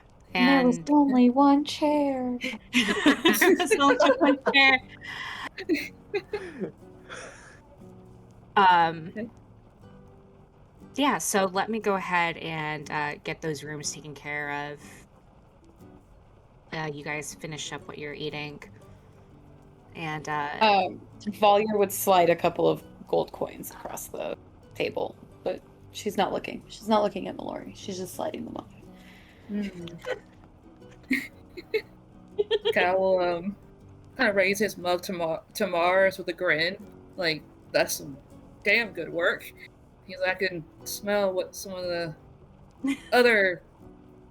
What else happened over there? As he just like continues to sip his ale, and when it does come time to wake up Boone, he will take that honor and just like kick Boone's leg in return to wake him up when it's time to head upstairs or head to their room. Amazing. Yeah, and like either before that happens as they're finishing or after as they're walking up the stairs, Mars will recount all of the like disgusting things that she saw like get added to that soup, and then the final like party no-go of the person puking in it that kind of just ended the game for everyone. Wait, who was going to talk to get the lodging done? Was it Mellori. Mellori? Mellori will. Okay, but all by yourself, right? No one else is accompanying Mellori? You can say no, it's fine. I'm not. Valya will go with her. He has to buy cigarettes anyway. It's fine. We can ask where we can get more cigarettes while True. we're getting the room. Okay. Room. Cool. You get to this kind of like small makeshift kind of like a bar-ish, or where servers are always coming in, getting the food, putting the place back in. You ask, and they said, yeah, we have like just basically we only have like 2 rooms available. There is like one free, like one has been freed up, so you can take up just one room. The second is occupied. It has 1 bed. It is going to cost you basically for a night 1 silver, and they can provide like some like this hay mattresses a little bit more if you need more, so that people can get it. And that including that, he says that will then cost you about like 2 silver for a night. All right, so there's Um, only 1 room available. Yeah, Okay. one's like a double bed situation, and then they works. can provide you about up to like 2 mattresses more. There is, and yeah, 2 mattresses more, so like at least for 4 folks to easily lie down and sleep in. And The fan fiction writes itself, I swear. I mean, yeah, it does. It does. Yeah. As evidenced by, you know, Boone sleeping on this chair, he can sleep almost anywhere, so he doesn't need a bed, or even just like he can sleep on the floor. So he'll take the straw mattress. Doesn't even need that. He's getting the straw mattress. He's not sleeping just on the floor. Mellori would not let him. All right. Manhandling him to take care of himself. Good grief. Mellori, as you Min- just talking and providing the coin, you hear this voice which you recognize, and the voice says, "As I'll live and breathe, Mellori, you here, huh?" And you turn around. Mellori, this is someone who also works for the army, for the Rabo army, basically, and you have worked with him before. What's his name? I have never heard a name in my entire life. Oh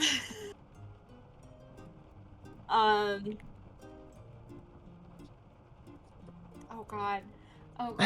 What's a Someone name? help! Someone help! Estefan Thomas. Gardenia. Kyler. His name is Kyler. Skylar. Okay.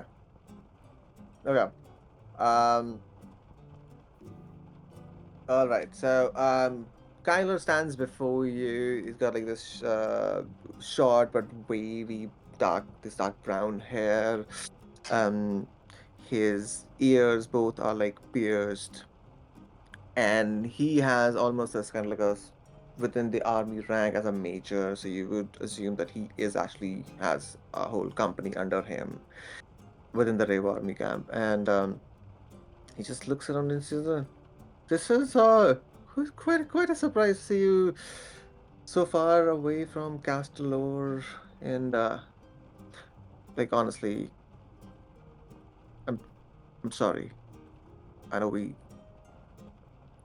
uh, we didn't meet, we didn't get a chance to talk af after what happened, but I'm sorry to hear that.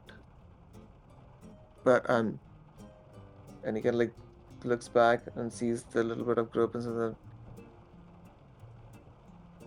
"Well, I mean, if you're here, then something is afoot, and it is none of my business to know. But if you are staying the night, and if you have time, I am sure uh, Castellan Boscovich would be happy to meet you." Uh, and the name immediately rings a bell. Castellan Gavril Boscovich is the one who headed south of Revo and is the leader of the entire camp, the army, the Revo army camp that is there. Um, Ke-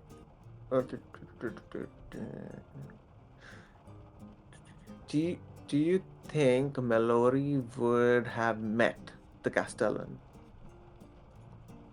Um, that's a good question. My Yeah. gut wants to say yes, just Okay. because of how high up they are. Um, if Mellori was around on something, the Castellan would probably like be aware to some degree and at least could put a name to the face. Yeah. Okay. Fair. That is canon. So you have met Castellan, and basically, Skylar just says that yeah, if you can make time, I think Castellan would be pleasantly surprised to see you as well. So far away from home, so near the. And he just generally looks in the direction of the river and the direction across, which is like across the river, what lies there, the city that lies there, the empire that lies there. Anyways, Um, yes, so question, DM. yeah, Um, with everything that happened, I feel like Mellori is a little bit surprised at like the lack of hostility. And the fact that he's saying that the Castellan would be pleasantly surprised. Which is like I think really it's really interesting for Mellori. So Mellori has a good relationship with Major Kyler, right? Like, yeah. okay, cool. And like so he seems he seems happy to see her, more or less, of like he's surprised, but it's like, hey, this is a person I like. Yeah, yeah. Okay. You definitely get that feeling. You've been like I would say at least and this is like entirely up to you to define this. Mhm. This is canon, whatever you want to define it Right. as. Um that yeah, there was you guys were kind of in a way within the army brought up and then obviously went your own pathways, different ways. But there's always a good mutual, like, friendliness between at least Kyler and Mellori, and obviously the different Mhm. things. And whatever happened, um, yeah, like Kyler said, that he has heard about it. And with that, if you want to, you can give me an insight check. Okay. Um, Ooh, natural 18 for 18, 19, 20, 21, 22, 23. For 23. Okay. Um, the the way he talks to you, there's almost a relief like on his face to see you up and about. Um, he is a friend, but knowing what you went through with that mission, there is and you would also know there's a chance that you don't come back from it, like not just mentally also you can't come back from it. And just seeing you here, seeing you in kind of a up and about way, you can see that Kyler feels kind of happy also to see that you're I'm still, okay. yeah, you're okay, you're getting back to it. Awesome. Okay. Well, I'm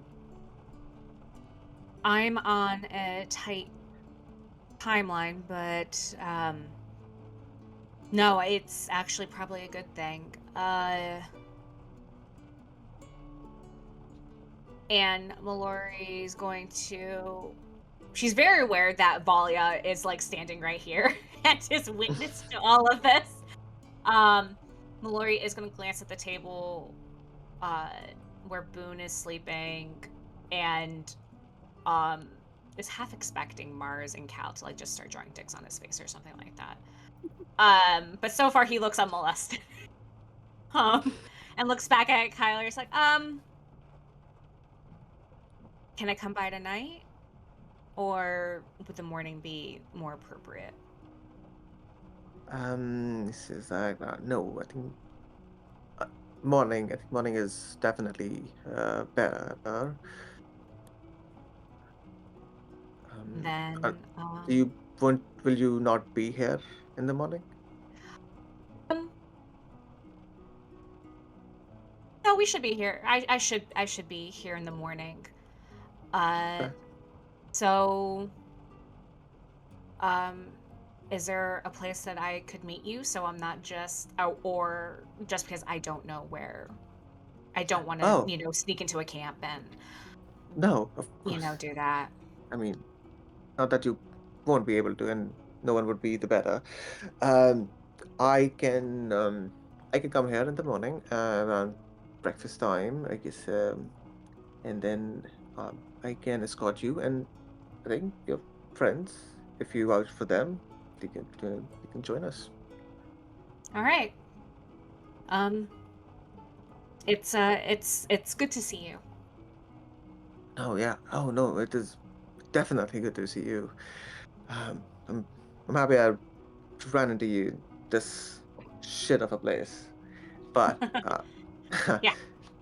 okay. Okay, All right. cool. It was okay. Good seeing Good you. seeing you. I'll see you in the morning. All right. Yeah. And he just gives you Oh, wait, smiles. wait, before you leave. Yeah, yeah, Um, yes, uh, cigarettes. Do you have yeah. any by any chance? He looks at you. But you don't smoke. Oh, but it's okay. I mean, yeah. If you picked it up, it's fine. Yeah. Yeah. Hold on. Okay. Wait. Hold on. He just starts rifling through his pockets. Like, wait. Hold on. He goes to the table where some more like couple of soldiers were like again sitting. He just goes back and he says he snaps his fingers and he says something and like yeah two more boxes comes out like yeah give and he takes two and comes back like here you go. And all in all, you get yep 14 like cigarettes in that. 14 cigarettes? Yep. Or 14 Get boxes? them cigs. No, 14 cigarettes. 14 cigarettes. Okay. All right. And now here's my question. I don't know how to roll for this.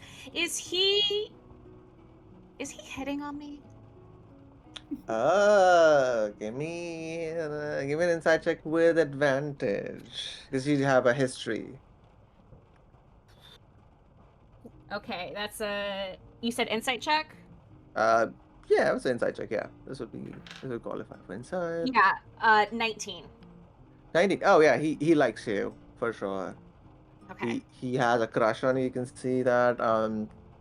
And he's just like flushed also to just to run into you over here and it's like oh wow okay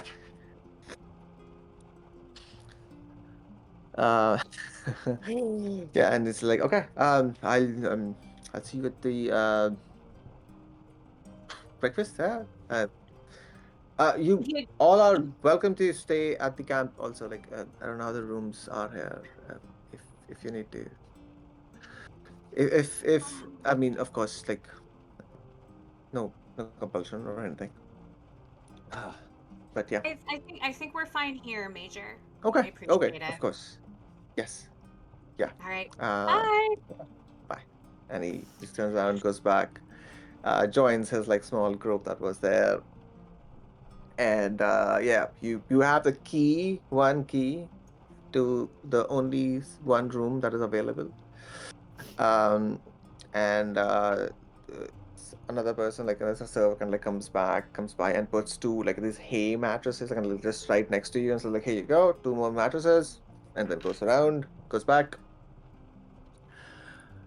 Um, if nothing else, basically you all who okay, Cal, wake up, Boone. Your time to wake up, Boone. Oh yeah, once he sees it's time to go, he just takes his leg and just shoves his foot against Boone's leg, just kicking him maybe a little harder than expected, but just enough to get his attention and wake him, you know. Yo, What? Boone, What? time to go Yeah. upstairs. Oh. We're gonna go crash. Mm-hmm. You good, Amazing. buddy? Yeah. Of course. Fine.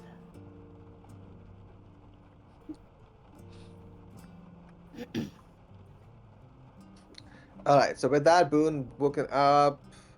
You all make your way, climb the rickety staircase, which basically just end up in a small corridor, and you can see that there's like one door on the right, one door on the left. Um, the door on the right is already ajar. You go back, you see that's the thing that there is just a single like this double bed basically. It just fits in between two walls. Like there's like three sides are just walled in basically of this bed. There's a small window, and the kind of the window like opens up. It's open already. There's like fresh air coming through, and you can see the river. You can see a silhouette of a fortress. And then alongside it, you can also see another silhouette of a larger, looks like a large building, which Valya would know as which is the cathedral over there. And yeah, there is just like one chair. There's no table, and you have your two mattresses. So how do you all like? Where do you situate yourselves? Is anyone is staying up or anything else, keeping watch or anything else? Or any last minute conversations before sleep hits? I just have a question about the temperature. Is it warm? Is it cold? Is it It's on the cooler side right now, at least as the cooler night is side? coming in. Yeah, it's cool and a little bit of muggy also. Okay. Ugh. All right. Yeah. Cal is definitely gonna he'll take the floor. Yeah, Boone will also take the take the floor, and he'll take off his jacket and drape it over him as a blanket, and just prone on the ground, staring up at the ceiling. He'll grab his hat and put it over his head, over his face. um, Mellori will take the chair since she just needs to meditate for 4 hours. So Mars and Valya can take the bed. Um, Thank you. yeah. Did we want to? did we? Does the door locks? Yes. Oh yeah, yeah. There is there is a lock-ish kind of situation which you can just Okay. slide in. So I think, and let me know how the rest of the group feels. Um, Mellori can put her chair against the door and meditate there. That way, anyone who comes in would have to physically knock her to the ground. Um,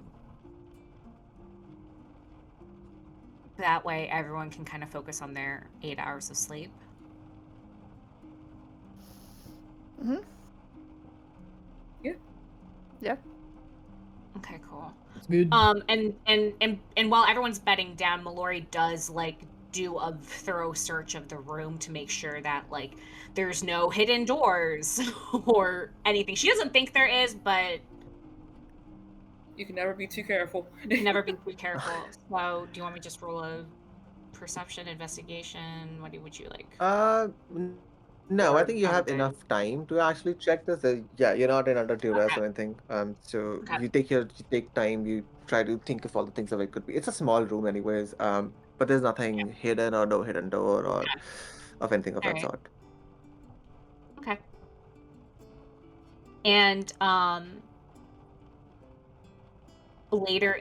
do know that later in the night when she wakes up, she is going to sneak 7 cigarettes into Boone's coat pocket.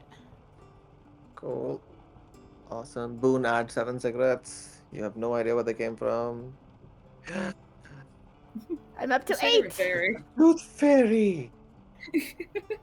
Cigarette fairy.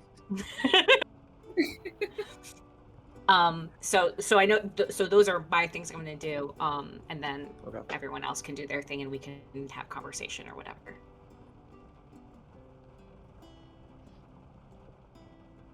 I just didn't want to forget about the cigarettes. Important.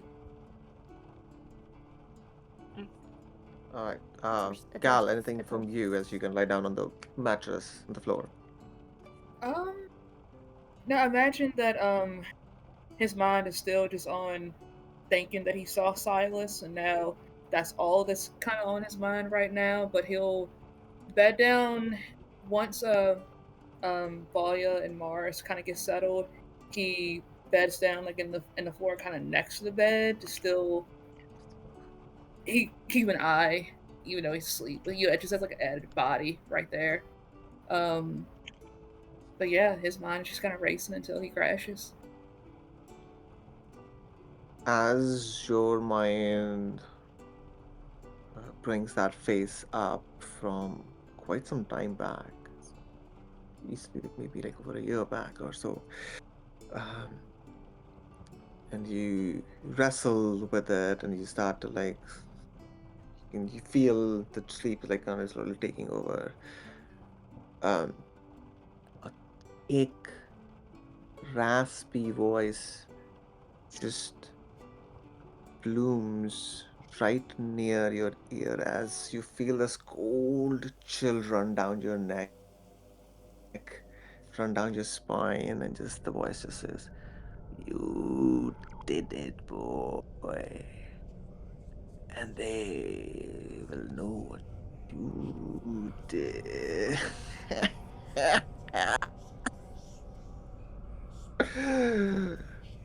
And you recognize the voice that made you do it, that kind of pushed you over and over till you fell into an abyss and went along with the words and just had to do it to make the voice. There was few more, just you had to make the voice says stop. And once you did, those few horrible, horrible things, the voices did stop. But so close, just a river stands in between you, and and the chill dissipates. but your hackles are all risen now. Ooh. You push that away, push it away, push the face away, and let the sleep wash over you. Let it come, let it take you over, let it just blanket you with the darkness of ignorance. And it does. And you fall asleep.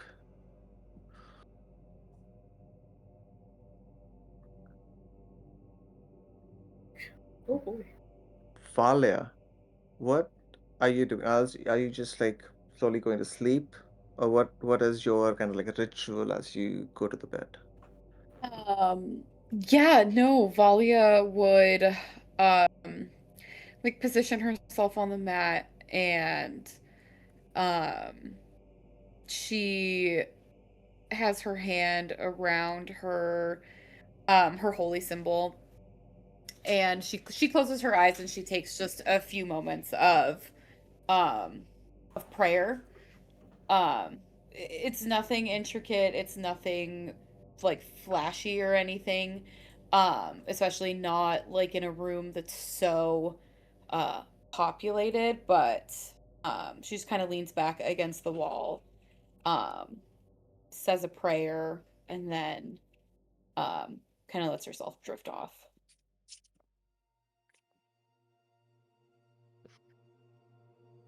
Hold on.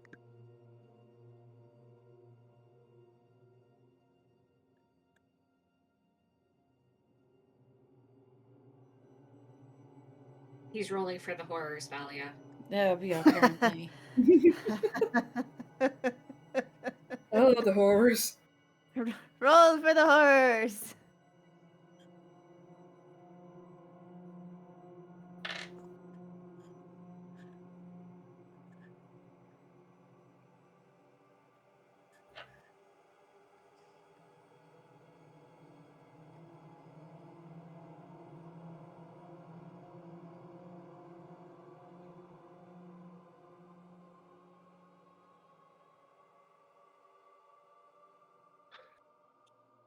Oh, alright. Cool. Sorry.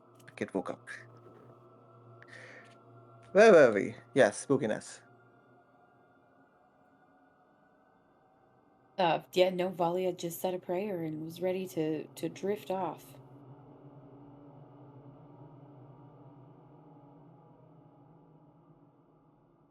Her and Mars get the bed, so it won't be comfier.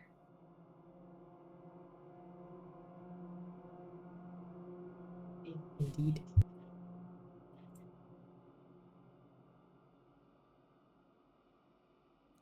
I mean, Mars is used to the height of luxury, so Of course. Yes. she needs the bed. Yeah, of course. Can't have a Vital, can't have vital a for baby. can't have a cranky bard on her hands. No, No. absolutely not. Yeah, no, Mars is Oh, no. definitely just gonna absolutely take that bed. She'll say thank you, but yeah, no, she's plopping on it like she owns it. She's gonna Like- say thank you with no qualms. Like, oh, thank you. Yes, thank you. Thank Oh you. yeah, Nothing. absolutely. Yeah, just no qualms. Like not even. As- Yeah. As you're wrapping your cloak around you, just like, this is it. Mm-hmm. I've got these But four wrapped around my finger. Yeah. But what I love about Mars is that, like, I don't mind that. Like, she's not a bitch about it. Like, it's just like she's just nice. Yeah. Yeah. Yeah, she's just Yeah. nice. She's just nice. I was like, yeah, sure, okay, cool. Boone is already snoring, by the way. Of course. Damn it. We need that And one-shot sound effect. Snowping. and, I don't know if and there's he a- does. You know how like when dogs dream, they'll like growl and Aw. do like little like barks. There's a little bit of Mhm. that too, like further into the night. Best boy Boone. Best Exactly. boy Boone. All right, sorry, I was probably on mute. Valia, I was saying that you said a prayer. What did you say in the prayer? Like, what was it? What was the intentions or emotions toward it? I think for Valia at this point, she's been it's a routine driven thing for her. Um, her relationship with her deity is one that has taken her, about 100 years to get comfortable with. And so at this point, it's just um, a petition to who she refers to as the Mother Superior to keep her strong on this path. Um, to allow her to, look out for these people as long as it serves the mission, and then to have the strength to, you know, leave them behind essentially when they no longer, serve to get where she's going. Um, and it's just kind of the thing that she runs through at night. All right. Give me a religion check. Yeah, let's do this on D&D Beyond because I've been rolling like ass tonight. That is going to be, oh, fuck you. That's an 11. It's an 11. All right. Yeah. Uh, as you like beseech Mother Superior, and it, it's a routine to you, like just I guess like to say the prayer that when you because now you become comfortable with this whole concept or idea of this some entity that grants you powers that has given you powers. Hmm. Um, but that 11, you you feel your words almost getting almost hitting like a wall, and it just feels uncomfortable. It's just like an unease just like comes over you. You can't you can't place it. There is there's just like there is um there is this very a familiarity to it, but almost like a forgotten familiarity. Like, oh, like tip of the tongue kind of thing. Like, what could this be? It's just like, and it after about few moments have passed, this unease still lingers, but you've gotten used to Mother Superior, so that unease just becomes a part of you as you settle into the bed with the dearest bard. And with that, dearest bard, what routine do you have? What do you I do before you? think I think Mars would gently take off her instrument, her harp lute, or harp flute, I should say. Call it her flarp. Not terrible. um, and when she's not, because it's how she channels her magic. When she isn't like doesn't have it strapped to her back or in her hands, she has a very like a wax oiled canvas bag that she stores it in, just to kind of keep it safe when she's not having it like on her person directly. So she kind of just very carefully wipes it down from any grime from the road. And that's like her routine, I think, is taking care of this instrument that um you know gave her the passage of life that she has now, right? Like her family was decently well known, but it was her skills with um her music, and then later on her um just intellectual abilities and charisma that got her the position she got. And so she really treats her instrument reverently, and cares for it like any warrior would care for their sword, or archer would care for their bow. So she cleans it off, oils it down to keep it supple, and stores it in the bag, and then takes her little cape and wraps it around herself primly, tucks the covers around herself primly, and easily falls asleep. Sick. Nice, nice, amazing. All right. Um, with all of you battling your own demons in one way or the another, you do find the solace of the darkness, of the sleep. Comfort, maybe, maybe not. Uh, for Boone, I just for long resting, we're gonna make this. You have to make a DC 13 Constitution saving throw from the rot that you have. If you fail, you gain another level of exhaustion. If you succeed, you will lose that one level, and then it's fine. But for this long rest right now, you will gain just the HP wise, you'll just gain half the missing HP, whatever you have. So I was already at full. I had been healed to full. Then it's fine. Then the HP thing doesn't matter, but you have one. Yep, Okay. And I am going to use my heroic inspiration. go for it. You have to do Natural minus 20. 2. Natural 20, awesome. So that, Yeah, so natural 20 for 24, 22. Oh yeah. sick. Nice. So Nice. you can remove that as thing, exhaustion completely now. Uh, Yes. the piss ale did its job. Rot couldn't fight it. And you don't have anything else, so you are fine now. Um, you all find peace in whatever quantity that you can, and the night washes away, and the dawn will come very soon, but not in this session.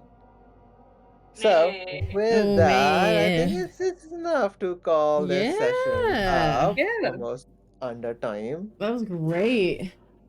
Yeah. But I want to That was keep Good so fun. playing. I don't want to stop. I I want to love keep this game playing. so much. um, okay, so we have some work cut out for us. Well, and What we've happens in got the morning? The directions, Elven. yeah, because like Yeah. Mellori's homie was like, hey, go talk to the Ravo people, and then we know Elbin's ship name, so yeah, we got some options. Mm-hmm. You did Interesting, hear interesting. at least couple of rumors or things About the that the Viscount. blood tax has increased, like things have been attacking people, that's why. Or maybe Burak is doing something, maybe that's why. And the Viscount hasn't been seen in the streets for weeks now. So there's, I actually wanted to ask you, yeah, is the Viscount Warlow or is that yeah. somebody else? No, Yeah, that's okay, the good. Viscount, Oh. Viscount Yeah, Warlow.